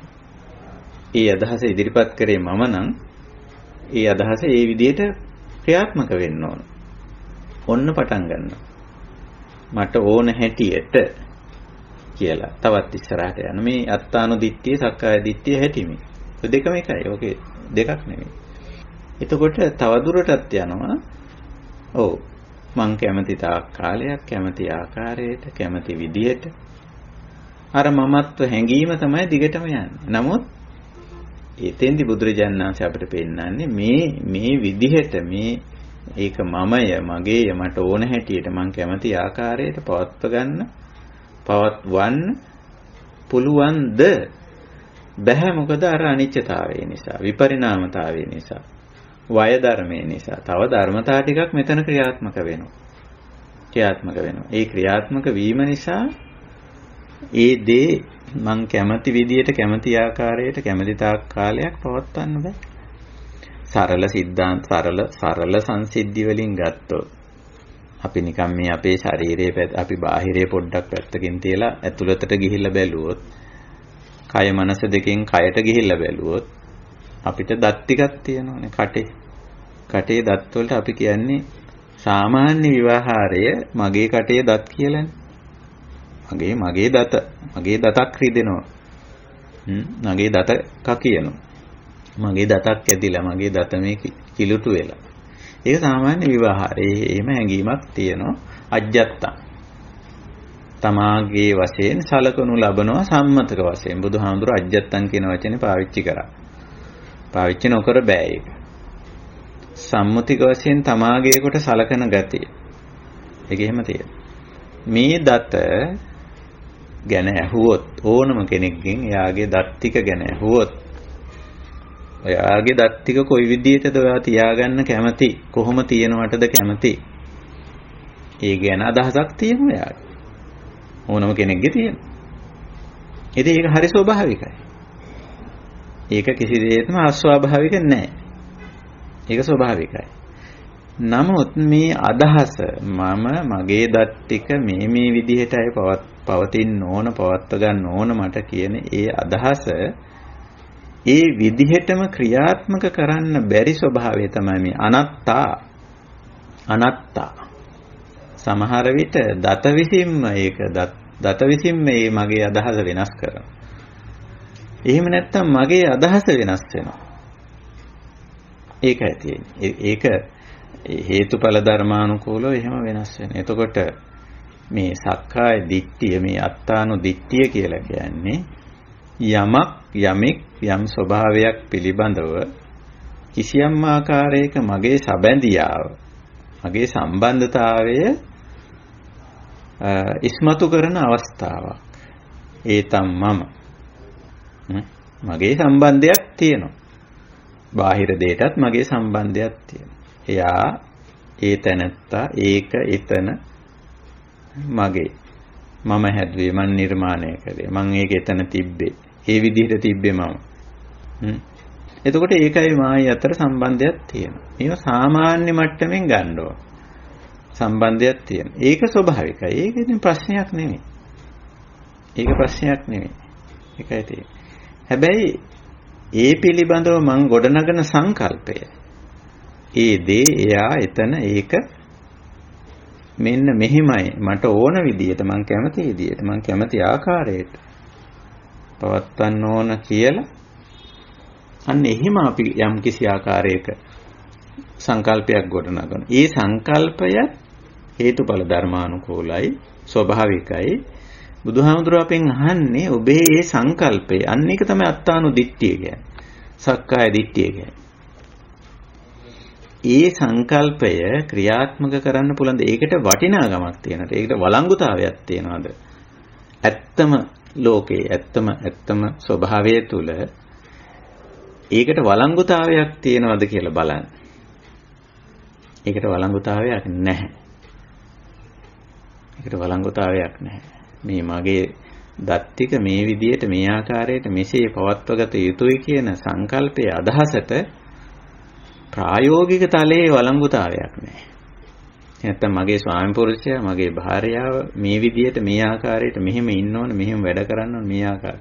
මගේ දරුවා මං හදාගත්ත දරුවා මං කුසින් වැදුව දරුවා කිරිපෙව් දරුවා ලොකු මහත් කර දරුවා මං කියන විදියට මේ විදියට මේ ආකාරයෙන් ඉන්න ඕන පවතින්න ඕන කියන ඒ සංකල්පය ස්වභාවිකයි. නමුත් බුදුහාමුදුර අපෙන් අහන්නේ ඒ සංකල්පයේ ඒ අදහසට ප්‍රායෝගික ලෝකයේ වළංගුතාවයක් තියෙනවා. අපි ඒක වළංගු කරන්න දරන ප්‍රයත්නයේ ඇතුලේ තමයි මේ අර්බුදේ පැන නගින්නේ. මේ ගැටලුව පැන නගින්නේ. ඒක වළංගු කරන්න බැරුව යන. මං කැමති විදිහට ඔයා ඉන්න ඕන. මේක වෙන්න ඕන. මේක තියෙන්න ඕන. මේක පවතින්න ඕන. ඒක වළංගුද? වළංගු නෑ. අනත්තා කියන්නේ යන්නේ වළංගු නැතිකම. වළංගු නැතිකම. ඒක අවබෝධ කරගත්ත කෙනෙකුට ගැටලුවක් නෑ, පීඩාවක් නෑ. එයා දන්නවා එයාගේ කිසියම් අදහසක් තියෙන එක ඇත්ත. මේක මෙහෙම වෙනවා නම් හොඳයි. මෙයා මෙහෙම ඉන්නවා නම් හොඳයි. මෙතන මේ විදිහට පවතිනවා නම් හොඳයි. නමුත් එය එසේ නොවේ. ඇයි නොවෙන්නේ? ඊට අදාළ හේතු යෙදුනම ඒක වෙනස් වෙනවා. නේ? ඒ අවබෝධයට ආපු පුද්ගලයාට ඔය සක්කාය දිට්ඨියවත් අත්තානු දිට්ඨියවත් ඉන්නේ නැහැ. අත්තානු දිට්ඨිය කියන්නේ අර අත්ත් සංඥාව පදනම් වෙලා ඇති වෙන එක. සක්කාය දිට්ඨිය කියන්නේ සක්කාය පදනම් වෙලා ඇති වෙන දෘෂ්ටියක්. ඇත්තටම වැරදි දෘෂ්ටියක්. වැරදි දෘෂ්ටියක්. අත්තානු දිට්ඨි. Tamanට ඕන හැටියට පවත්වන්න පුළුවන්. පවත්වගත යුතුයි කියන අදහස. ඒක තමයි එතන තියෙන දෝෂය. නමුත් සෝතාපන්න කියන වචනේත් ඔබතුමී මෙතෙන්දි පාවිච්චි කරා. සෝතාපන්න කියන වචනේ මම නිතරම පාවිච්චි කරන්නේ ධර්ම මාර්ගයට පිවිසි කියන අර්ථයෙන්. මොකද බුදුරජාණන් වහන්සේගේ දේශනාවේ හුඟක් ඒ අදහස තමයි තියෙන්නේ. සෝතාපන්න භාවයට පත්තුණු පුද්ගලයාගේ ලක්ෂණ හැටියට තමයි ඔය සක්කාය දිට්ඨි විචිකිච්ඡා සීලබ්බත පරාමාස දුරු කරගත් කියන අදහස පෙන්වන්නේ. ඒ සෝතාපන්න පුද්ගලයෙක්ගේ අපිට කියන්න පුළුවන් පළවෙනි ලාභය කියලා එයා ලබන ඵලය කියන්න පුළුවන් එක. එතකොට ඒක ඇතුලේ තමයි ওই සක්කාය දිට්ඨිය. එනේ සක්කාය දිට්ඨිය අයින් වෙන්න සොකීයත්ව හැඟීම මත මමත්ව හැඟීම මත අහම්භාවයේ මත පදනම් වෙලා මේවා හසුරවන්න දරන ප්‍රයත්නය ප්‍රායෝගික ලෝකයේ තුල අසාර්ථකයි. ඒක කරන්න බෑ කියන එක පුද්ගලයා අවබෝධ කරගන්නේ මේ විදර්ශනාවට ආවම ඇත්තටම ඇස කන නාසය දිවකය මන රූප ශබ්ද ගන්ධ රස පොට්ටබ්බ ධම්ම චක්කු විඥාන සෝත විඥාන ගාන විඥාන જીවහා විඥාන කාය විඥාන මනෝ විඥාන චක්කු සංපස්ස සෝත සංපස්ස ගාන සංපස්ස જીවහා සංපස්ස කාය සංපස්ස මනෝ සංපස්ස චක්කු සංපස්සජා වේදනා සෝත සංපස්සජා වේදනා ගාන සංපස්සජා වේදනා જીවහා සංපස්සජා වේදනා කාය සංපස්සජා වේදනා මනෝ සංපස්සජා වේදනා. මේ දේවල් වල යථා ස්වභාවය, ඒවයි තියෙන අනිච්චතාව, අනත්තතාව, විපරිණාමයටපත් වෙන ආකාරය, සමුදේ වුණා වගේම වය වෙන හැටි, ඒවා සිද්ධ වෙන්න අදාළ හේතු යෙදුනම් ඒවා සිදු වෙන ආකාරය, ඔක තමයි යථා භූතං. ඒක අවබෝධ කරගත්ත කෙනාට ඉතින් තේරෙනවා මේක මම අත්තානු දිට්ඨිය ගෙවිලා යනවා. සක්කාය දිට්ඨිය ගෙවිලා යනවා. අහම්භාවය මමත්වය ගෙවිලා යනවා. ඉතින් අර විවාහාරේ නම් තියෙයි. විවාහාරය ඔය අරහන්ත සූත්‍රයේදී බුදුරජාණන් වහන්සේ කියනවා අහං වදාමි තිපිසෝ වදෙය්‍ය මමං වදන්ති තිපිසෝ වදෙය්‍ය ඕහාර මත්තේන සෝ හරියං කියලා. ඒක ඉතින් අපි විවාහාර මාත්‍රයෙන් කොහොමදත් විවාහාර කරනවා. මමය මගේය ආදී වශයෙන් විවාහාර කරනවා. නමුත් මේ සංකල්පයේ තියෙන අවලංගුතාවය වළංගු නැති බව මොන සංකල්පයේද මං කැමති විදිහට මට ඕන විදිහට මං කැමති තා කාලයක් පවත්ව ගන්න ඕනය කියන අදහසේ තියෙන අවලංගුතාවය තමයි අපි තේරුම් ගන්න. ඒක තේරුම් ගත්තම ප්‍රශ්නේ ඉවර වෙනවා අවසන් වෙනවා. ඒකයි.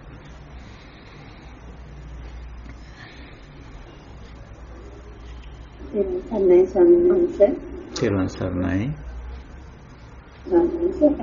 අද දේශනාවේ දිහා මේ ඔබ සාකච්ඡා කරපු දෙයක් නෙමෙයි. මේක මට වෙන ධර්ම දේශනාවක් අහනකොට හම්බෙච්ච එකක්. එතනදී තේරුම් නැති දෙයක්. එතනදී කියනවා සන්නංශ මට පාලි වචන ටික නම් මතක නැහැ. උඹ පිහිටාද නොසිට වෑයම්ද නොකර ඕගේ තරණය කරන්නේ කියලා අන්නේ එකම කොටසක්. ඒක ගැන ඔබ වහන්සේට යමක් කියන්න පුළුවන්ද?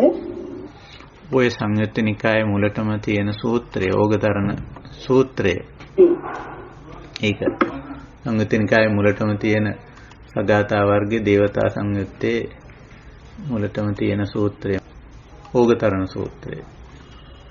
එතන බුදුරජාණන් වහන්සේගෙන් අහනවා මේ කතන්නුක්තං මාරිස ඕග මතරීති අපපතිට්ටං අනායූහං ඕග මතරින් කියලා බුදුරජාණන් වහන්සේ දේශනා කරන්නේ.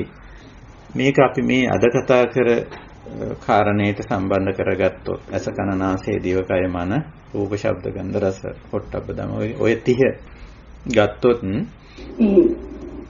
ඒවා මොකද්ද මේ අපපතිට්ටං අනායූහං ඔබට සිංහල පරිවර්තන දීලා තියෙන විදිහ බලන්න නොපිහිටමින් වෑයම් නොකරමින් කියලා දීලා තියෙනවා. අපපතිට්ඨ අනායූහ පතිට්ඨ ආයූහ කියන වචනේ දෙකේ ප්‍රතිවිරුද්ධ වචන දෙක අපපතිට්ඨ අනායූහ කියලා කියන්නේ. එතකොට මේ අපපතිට්ඨ කියන්නේ ඒක තණ්හාමාන දිට්ඨි වශයෙන් නিত্য සුඛාත්ම වශයෙන් ගන්නෙ නෑ. ඒකේ මත පිහිටනවා කියන එකේ අදහස ඒකයි.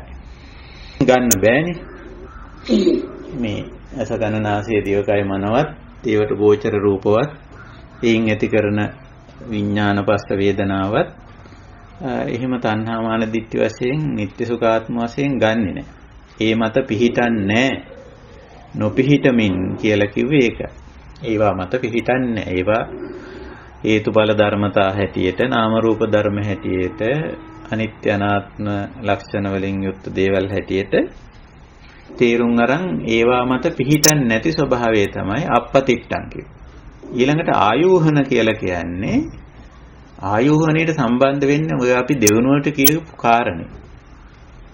ඔය වෑයම් නොකර කියලානේ මේ පරිවර්තනය කරලා තියෙන්නේ. මොහොකටද ඔය වෑයම් කරන්නේ? අන්න අර අත්තානු දිට්ඨිය, සක්කාය දිට්ඨිය, අහම් භාවයේ නිසා තමයි වෑයම් කරන්නේ. මොකද්ද ඔය කරන වෑයම? අර මට ඕන විදිහට මං කැමති විදිහට මං කැමති ආකාරයට මේක පවත්වන්න දඟලන දැඟලිල්ල තමයි මේ වෑයම ආයෝහණය කියලා කියන්නේ. එතකොට බුදුරජාණන් වහන්සේ කියන අනායෝහං මම එහෙම දඟලන කෙනෙක් නෙමෙයි.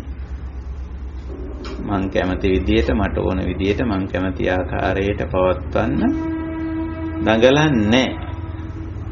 ඇයි දඟලන්නේ නැත්තේ? ඒ දැඟලිල්ල නිෂ්ඵල බව, ඒ වෑයම නිෂ්ඵල බව මම දන්නවා. දන්න නිසා මම එහෙම දැඟලිල්ලක් කරන්නේ නැහැ. එතකොට අපපතිට්ඨං මේක නিত্য සුඛාත්ම වශයෙන් ගන්නෙත් නැහැ. මං කැමති විදිහට මට ඕන විදිහට පවත්වන්න දඟලන්නෙත් නැහැ. අපපතිට්ඨං අනායෝහං ඕග මතරි. මෙතන ඕග කිව්වේ ওই ටිකම තමයි. ඇහැ කන නාසය දිවකය මේ කාම ඕග, ditthi ඕග, භව ඕග, අවිජ්ජා ඕග කියලා ඕග කියන වචන වෙන තැන්වලදී විස්තර වෙනවා. ඕක කිව්වේ ওই ටික තමයි. ඉතින් ඕකටනේ අපි අහුවෙන්නේ. ඕක කියන්නේ සාමාන්‍යයෙන් සැඩපහර කියන එක. සාමාන්‍ය අර්ථය, වචනාර්ථය. ඕක කියන්නේ සැඩපහර කියන එක.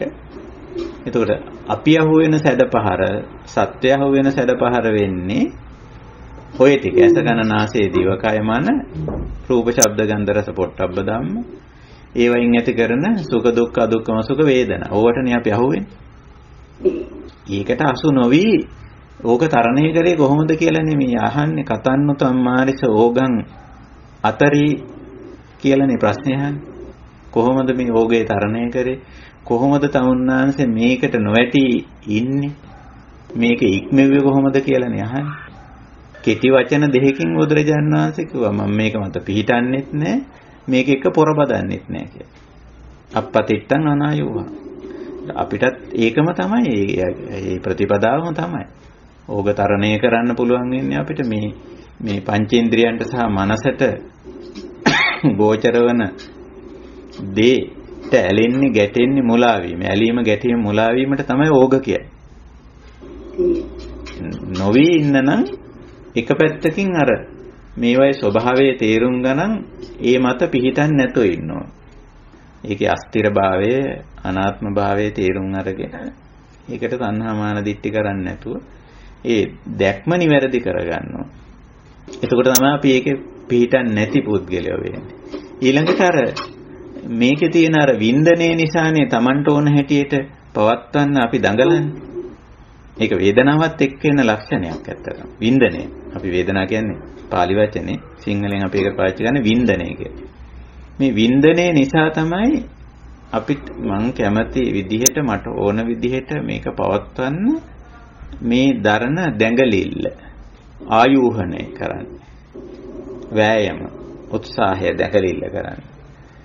ඉතින් ඒක බැරි බව තේරුම් ගත්ත කෙනා මේකට වෑයම් කරන්නේත් නැහැ.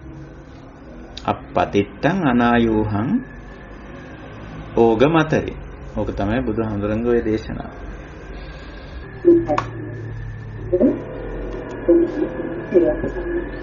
තෙරුවන් සරණයි.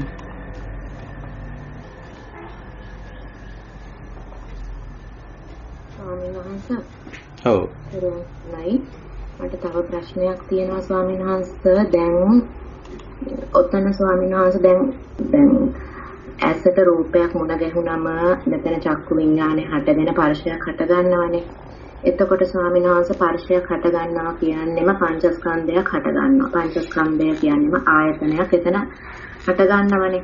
එතකොට ස්වාමීන් වහන්සේ දැන් එය සිද්ධ වෙන්නේ හේතුඵල ධර්මතාවයක් අනුවනේ. ඔව්. ඒක කෙනෙක් කරපු දෙයක්වත් නෙමෙයි. අර චූල වේදාරණ සූත්‍රයේ පවසන අන්දමෙන් ඒ ප්‍රතිබිම්බයක් මුණ ගැනීම නිසා ඒක තමන් හැදුවෙත් නෑ, අනුන් හැදුවෙත් නැහැ. නයිදං අත්තකතම් බිම්බං නහිදං පාරකතං අගං හේතුම් පටිසම්භූතං හේතු බංගා නිරුද්ධಂತಿ කියලා එතන ඒ ස්පර්ශය හටගෙන පංචස්කන්ධයක් හට ගන්නවා. ඒ ප්‍රාථමික අවස්ථාව හොඳටම පිරිසිදු අවස්ථාවක් නේ. එතන කිසිම කුසලක් සිද්ධ වෙන්නේ නැහැ. එතනින් එහා අපි අபிසංස්කරණය කිරීම නිසා ඒක ආත්මීය ලෙස ගැනීම නිසා හෝ මම මගේ කියලා ගැනීම නිසා නේද ස්වාමීන් වහන්සේ මෙතන ලෝකයක් අපි හදාගන්නේ. අභිචේතනා කිරීම නිසා නේද ස්වාමීන් වහන්සේ නැවත අපි ඒකට අනුව්‍යංජන කරන්න යනවා. ඒක නිසාම නේද ස්වාමීන් වහන්සේ අපි මේ ලෝකෙට අහු වෙලා සංසාර ගමන දික් කරගෙන එතන දැන් ඔය ස්කන්ධානම් පාතු භවෝ ආයතනම් පටිලාභෝ අයං උච්චති ජාති කියලා ජාතියක් අපි හදා ගන්නවා මේ මොහොතේ. එතකොට නේද ස්වාමීන් වහන්සේ මේ සංසාර ගමනට අපි එකතු වෙන්නේ මෙතන ඒක ඒ මොහොතේ යථාභූත ඥාණයෙන් දකිනවනම් මෙතන මේ අපි සිතෙන්ම හදාගන්න දෙයක් කියලා එතනම නිරුද්ධ වෙනව නේද ස්වාමීන් වහන්සේ ප්‍රාථමික අවස්ථාව දැක්කන. ඔව්. අපි ඇයි හිතෙන් ඒක හදාගන්නේ? හිතෙන් හදාගන්නේ. ඔව්. ඒක දුරු කරන්න තමයි මේ යථාභූතය බුදුරජාණන් වහන්සේ තේරුම් ගන්න කියලා අපිට කියන්නේ. අපි එහෙම ප්‍රපංච කරන්නේ නැත්නම් අකුසල සංස්කාර හදාගන්නේ, වැරදි සංකල්ප ගොඩනගාගන්නේ මේ යථා ස්වභාවය නොතේරුණු නිසා, නොයටවුණු නිසා ඉතින් ඒකයි අපිට ඇත්තටම බුදුරජාණන් වහන්සේ මේ යථා ස්වභාවයේ තේරුම් ගන්න කියලා කියන්නේ.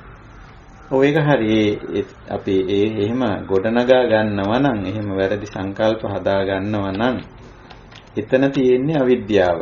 ඒ අවිද්‍යා පත්‍ය සංකාරානේ.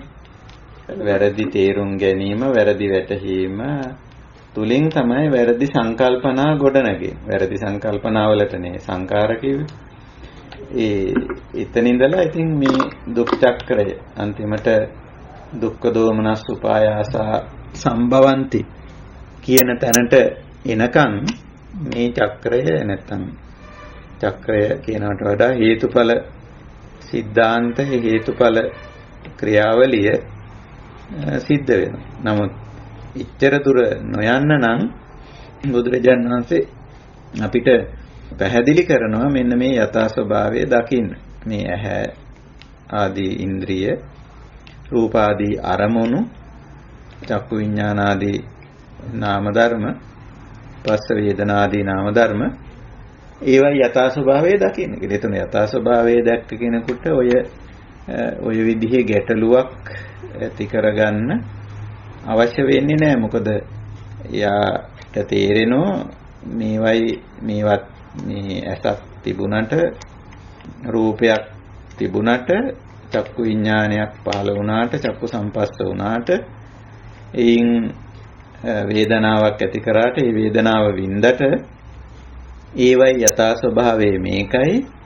ඒක නිසා මේ කිසිවක් සමග ඇලෙන්න, ගැටෙන්න, මුලා වෙන්න, මම කියන්න, මගේ කියන්න, මට ඕන හැටියට පවත්වන්න එහෙම බෑ. එහෙම අවශ්‍ය නැහැ. එහෙම කරන්න යෑම තුල මේ දුක් චක්‍රය නිර්මාණය වෙනවා කියන එක අවබෝධ වෙනවා අපිට. අවබෝධ වුණාම අපි ඒක එතනින්ම අතහැරෙනවා. මොකද අර අවබෝධයත් එක්ක ඒක අතහැරෙනවා. එතනින් පස්සේ අපි නිදහස්. ඒකයි ස්වභාවය. ඉතින් පංචස්කන්ධය ඔය ස්වභාවික ක්‍රියාවලියක් හරහා, නාම රූප ක්‍රියාවලිය නැත්නම් ආයතන 6 ක්‍රියාත්මක වීම හරහා ගොඩනැගෙන දෙයක්. නමුත් අපි ආයතන 6ටවත් ස්කන්ධ 5ටවත් ඒවා උපාදාන කිරීමක්, මම කියලා මගේ කියලා ගැනීමක් කරන්නේ නැහැ, කරන්න ඕනේ නැහැ.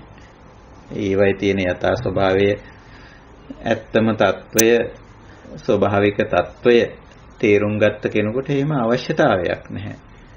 ඒකයි. ඉතින් එහෙම යනකොට ඔය අර්බුදය කෙනෙක් තුල ඇති වෙන්නේ නැහැ. එතන ස්වාමීන් වහන්සේ අර චිත්ත සංතානයේම ඇති වෙන ක්‍රියාවලියම දකිනව නම් ප්‍රාථමික අවස්ථාවේදී එතන දිත්තේ දිත්තමත්තං සුතේ සුතමත්තං ඒ තත්ත්වයෙන්ම නවතිනවනේ නේද ස්වාමීන් වහන්සේ? ඔය තියෙන දිත්තට යෑමක් වෙන්නේ නැහැ. ඔව්, දැකීම එතන දැකීමෙන්ම අවසන් වෙනවා කියන්නේ මේ හරි දැකීමට ආවනම් පුද්ගලයෙක් මේ නාම හෝ රූප අපි පොදුවේ කතා කරන්නේ එහෙම, ඒවයි යථා ස්වභාවය මේකයි කියලා දැකීමනේ. ඉතින් දැකීමෙන් අවසන් වෙනවා කියලා කියන්නේ එතනින් ප්‍රපංච කරන්නේ නැහැ. මේ අවසන් වෙන්නේ ප්‍රපංච කිරිල්ලනේ. ඒකනේ මෙතන අවසන් කරගන්න ඕනකම තියෙන්නේ. ඒ දැකීමෙන් අවසන් වෙනවා කියන්නේ මොකද්ද? ඕක සරල වාක්‍යයක්. දිත්තේ දිත්ත මත්තං.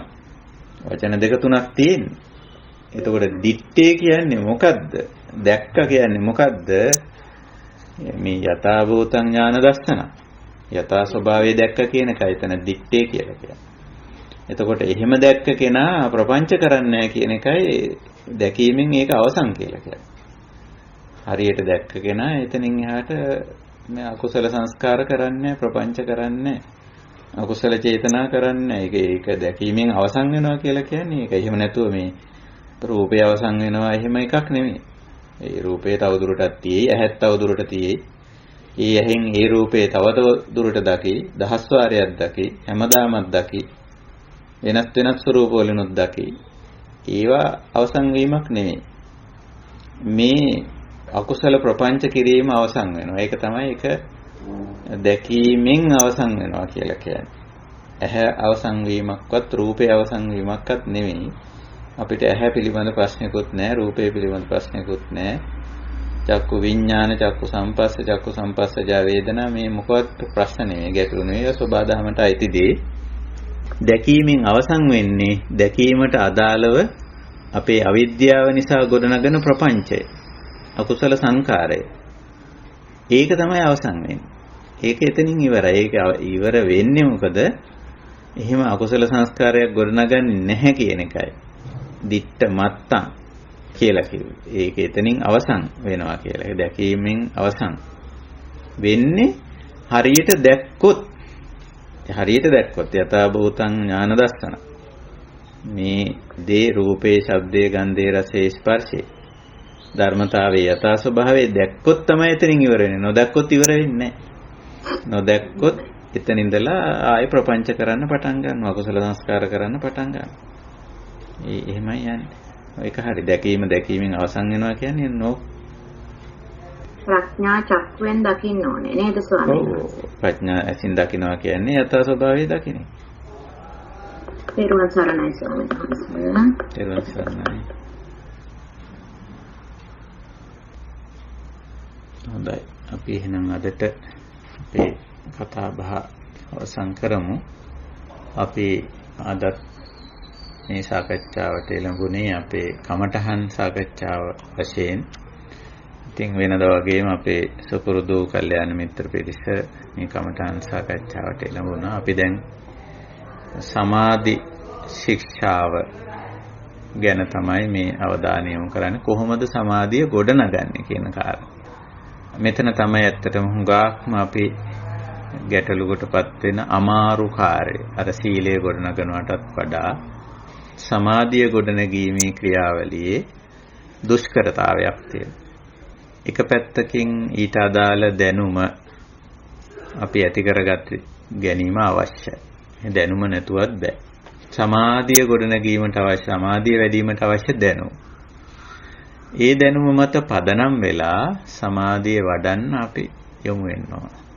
ඒක අර දකින්න වෙලාවේ, අහන වෙලාවේ, විඳින වෙලාවේ, වටහා ගන්න වෙලාවේ කරන වැඩක් ඒක. ඒ භාවනාව දකිමින්, අහමින්, විඳිමින්, වටහා ගනිමින් කරන වැඩක්. මොකද භාවනාවේදී බුදුහාමුදුරුවෝ යොදලා තියෙන වචනේ හැමතිස්සෙම වර්තමාන ක්‍රියාව. ඉංග්‍රීසියෙන් කිව්වොත් present continuous ක්‍රියාපදයක් හැමතිස්සෙම භාවනාවට යොදලා තියෙනවා. අපිට මතකයිනේ ගච්ඡන්තෝ වා ගච්ඡාමීති පජානාති. ගච්ඡන්තෝ කියන්නේ දැන් යනවානේ, දැන් යන ගමන්, ඇවිදින ගමන්. තිතෝ වා මේ දැන් හිටගෙන ඉන්න ගමන්. නේ? එහෙමනේ කිව්වා. ආලෝකිතේ විලෝකිතේ වටපිට බලන ගමන්. සම්මිංජිතේ පසාරිතේ අකුලන දිගාරින ගමන්. පස්සේ නෙමෙයි, කලිනුත් නෙමෙයි. අසිතේ පීතේ කායිතේ සායිතේ කන බොන ගමන්, රස විඳින ගමන්. එහෙමයි භාවනාව යන්නේ. ඒක ඔක්කොම නතර කරලා නෙමෙයි. ඒක කරන ගමන් සිහිනුවන උපද්දගෙන ඒවයි යථා භූතං ඥාන දස්සන. යථා භූතං පජානාති. ඒවයි ඇත්තම తত্ত্বය තේරුම් ගන්න. ඉතින් යථා භූතං තේරෙන්නේ නැති නිසා යථා භූතේ ලක්ෂණ ටික අපිට බුදුහාමුදුරුවෝ පෙන්නනවා. අනිච්චතා, අනත්තතා, විපරිණාමතා, සමුදය වයතා, පටිච්චසමුප්පන්නතා. ඔය තමයි යථා භූත ලක්ෂණ. යථා භූත ලක්ෂණ. ඉතින් ඔය ටික තේරුම් ගත්ත කෙනා, අවබෝධ කරගත්ත කෙනා, ඒ තුල ඉන්න ගමන්ම එහි ස්වභාවය තේරුම් ගන්න. මේක නිකන් නිදර්ශනයකින් කිව්වොත් අපි හිතමු කෙනෙක් දෙන්නෙක් යනවා ගඟක නාන්න කියලා, වැවක නාන්න කියලා. එතකොට එක්කෙනෙක් ගොඩ යූරේ ඉන්නවා. එක්කෙනෙක් වතුරට බහින. එතකොට දැන් ගොඩ ඉන්න කෙනා අහනවා සීතලද? වතුර කොහොමද? පිරිසිදුද, සීතලද? ආදී වශයෙන් කියලා. දැන් වතුරේ බහැලා ඉන්න එක්කෙනාට ඕන තරම් ඕක ගැන විස්තර කියත හැකියි. හැබැයි ගොඩ ඉන්න එක්කෙනාට මේ වතුරේ යථා ස්වභාවය ප්‍රත්‍යක්ෂ වෙන්න නම් මොකක්ද යා කරන්නේ? වතුරට බහින්න ඕන. වතුරට බැස්සම සීතලද කොහොමද කියලා එයාට තේරෙනවා. මොකද දැනට වතුරේ බැහැලා ඉන්න පුද්ගලයා ඉදිරිපත් කරන අදහස් ඔක්කොම ඔහුට සාපේක්ෂයි. ඒව සමහරට අර ගොඩ ඉන්න පුද්ගලයාට වළංගු නැහැ. එයත් බැස්සොත් එයාට වතුරේ දැන් පවතින යථා ස්වභාවය, ඒ කියන්නේ වතුරේ බැහැලා ඉන්න මොහොතේ ඔහුට ඔහුගේ ශරීරයට දැනෙන, ඔහුගේ ඇසට පෙනෙන, ඔහුගේ නාසයට දැනෙන මේ ජලයේ ස්වභාවය ඔහුට ප්‍රත්‍යක්ෂ වෙනවා. අන්න එහෙම දෙයක් භාවනාව කියලා කියන්නේ. මේ වර්තමාන මොහොතේ ඉන්ද්‍රිය අරමුණු විඥාන පස්ස වේදනා තුල අවදිමත් භාවයකින් ඉන්නකොට එහි වර්තමාන ස්වභාවය ප්‍රත්‍යක්ෂ වෙනවා. පොදු ස්වභාවය යථා භූතේ ප්‍රත්‍යක්ෂ වෙනවා. ඒක ප්‍රත්‍යක්ෂ කර ගැනීමෙන් තමයි මේ ධර්මතාවය එක්ක ඇලී නොගැටී නොමුලාව ඉන්න පුළුවන්කම ඇති වෙන්නේ. ඒක තමයි මේ මඟ පෙන්නන්නේ. ඇලෙනකොට තමයි සමාධිය බිඳෙන්නේ. ගැටෙනකොට තමයි සමාධිය බිඳෙන්නේ. ගැටුණා කියන්නේම සමාධිය බිඳුණා කියලා. ඇලුණා කියන්නේ සමාධිය බිඳුණා කියලා. මුලා වුණා කියන්නේ සමාධිය බිඳුණා කියලා. ඉතින් නොඇලී නොගැටී නොමුලාවේ ඉන්න පුළුවන් වෙන්නේ යථා භූතේ ඥානයේට දර්ශනය වුණොත්. ඒකයි මම අර කිව්වේ බුදුරජාණන් වහන්සේ තමන් තුළ ඇතිවුණු වෙනස ප්‍රකාශ කළේ උදානයක් හැටියට අකුප්පාමේ චේතෝ විමුක්ති කියලා. දැන් මං කලබල නොවන කෙනෙක් වුණා. කොහොමද එහෙම වුනේ? යථා භූතං ඥාන දස්සන සුවිසුද්ධං අහෝසි. යථා භූතේ ඥානයේට දර්ශනය වුණා. දැන් මම ඇත්ත తත්වයේ තේරුම් ගත්ත ප්‍රත්‍යක්ෂ වශයෙන් දැන් මම ඒක පිළිගන්නවා. දැන් මම මේ ස්වභාවයත් එක්ක ඉන්නවා. එහෙනම් කලබල වෙන්නේ නැහැ. කලබල වෙන්නේ නොසන්සුන් වෙන්නේ. අසමාහිත පුද්ගලයෙක් වෙන්නේ නැහැ. ඒකයි මේ සමාධියට යථාභූත ඥාන දර්ශනයේ තියෙන දායකත්වය. හොඳයි. අපි තවත් අවස්ථාවක සමාධි පිළිබඳව තව ටිකක් කතා බහ කරමු. අදට අපේ සදාම් සාකච්ඡාව, කමඨාන් සාකච්ඡාව මෙතකින් නිමා කරනවා. මේ යහපත් කාර්ය සංවිධානය කිරීමෙන් සහ සම්බන්ධ වීමෙන් අදහස් ඉදිරිපත් කිරීමෙන් ගැටළු ප්‍රශ්න ඉස්මතු කිරීමෙන් මේ කමඨාන් සාකච්ඡාව සාර්ථක කරගන්නට දුරින් ඉඳන් ළඟ ඉඳන් පෙනී නොපෙනී ඉඳගෙන උදව්පකාර කළා වූ සහයෝගය දක්වූ සියලුම දෙනාට මේ කමඨාන් සාකච්ඡාව නිර්වාණ ධර්මයේ සාක්ෂාත් කරගන්නට ධර්ම සම්භාෂණයක් ප්‍රඥා පාරමිතාවක් බවට පත් වේවා කියන මෙත්සිත කරුණාසිත අපි හැම දෙනා කෙරෙහිම ඇති කරගමු. මේන් ජනිත පුණ්‍ය කුසල ශක්තියින් අපි හැම දෙනාටම අනුමෝදන් කරනවා මෙත්සිතින් කරුණා මෛත්‍රී සිතින්. සියලු දෙනාම අනුමෝදන් වේවා. මේ යහපත් කාර්ය අනුමෝදන්ව මේ යහපත් කාර්යයට යොමු වේවා, ධම්මකට යොමු වේවා, නිවනින් නිවී සැනසෙත්වා කියලා.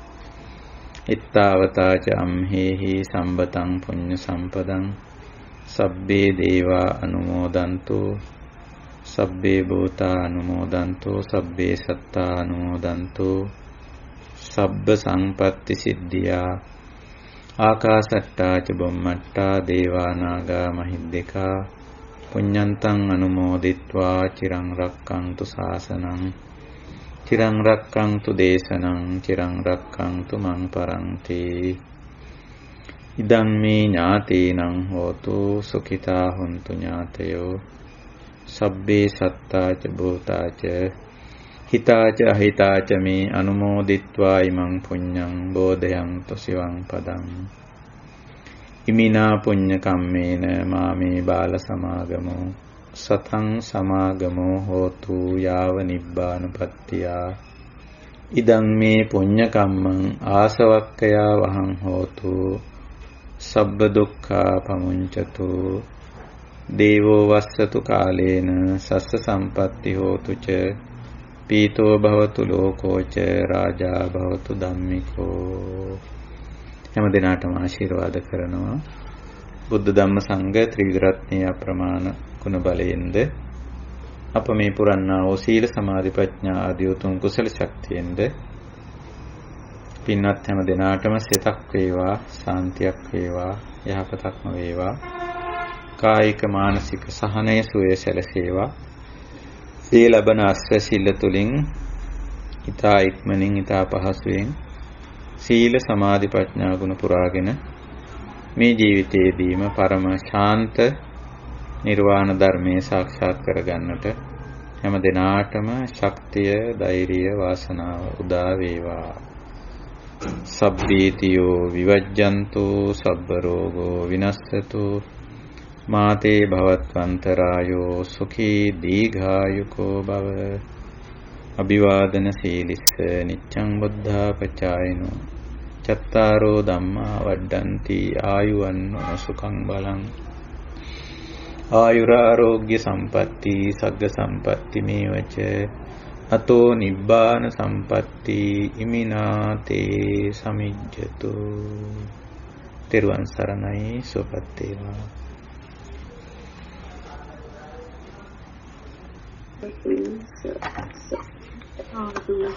සාදු ඔබ වහන්සේ දුක් නිරෝගී භාවයත් පිර ජීවනය සැලසේවා. සියලු දෙනාටම ජීවනයේ නිමිත්ම සැලසෙත්වා. තෙරුවන් සරණයි. තෙරුවන් සරණයි.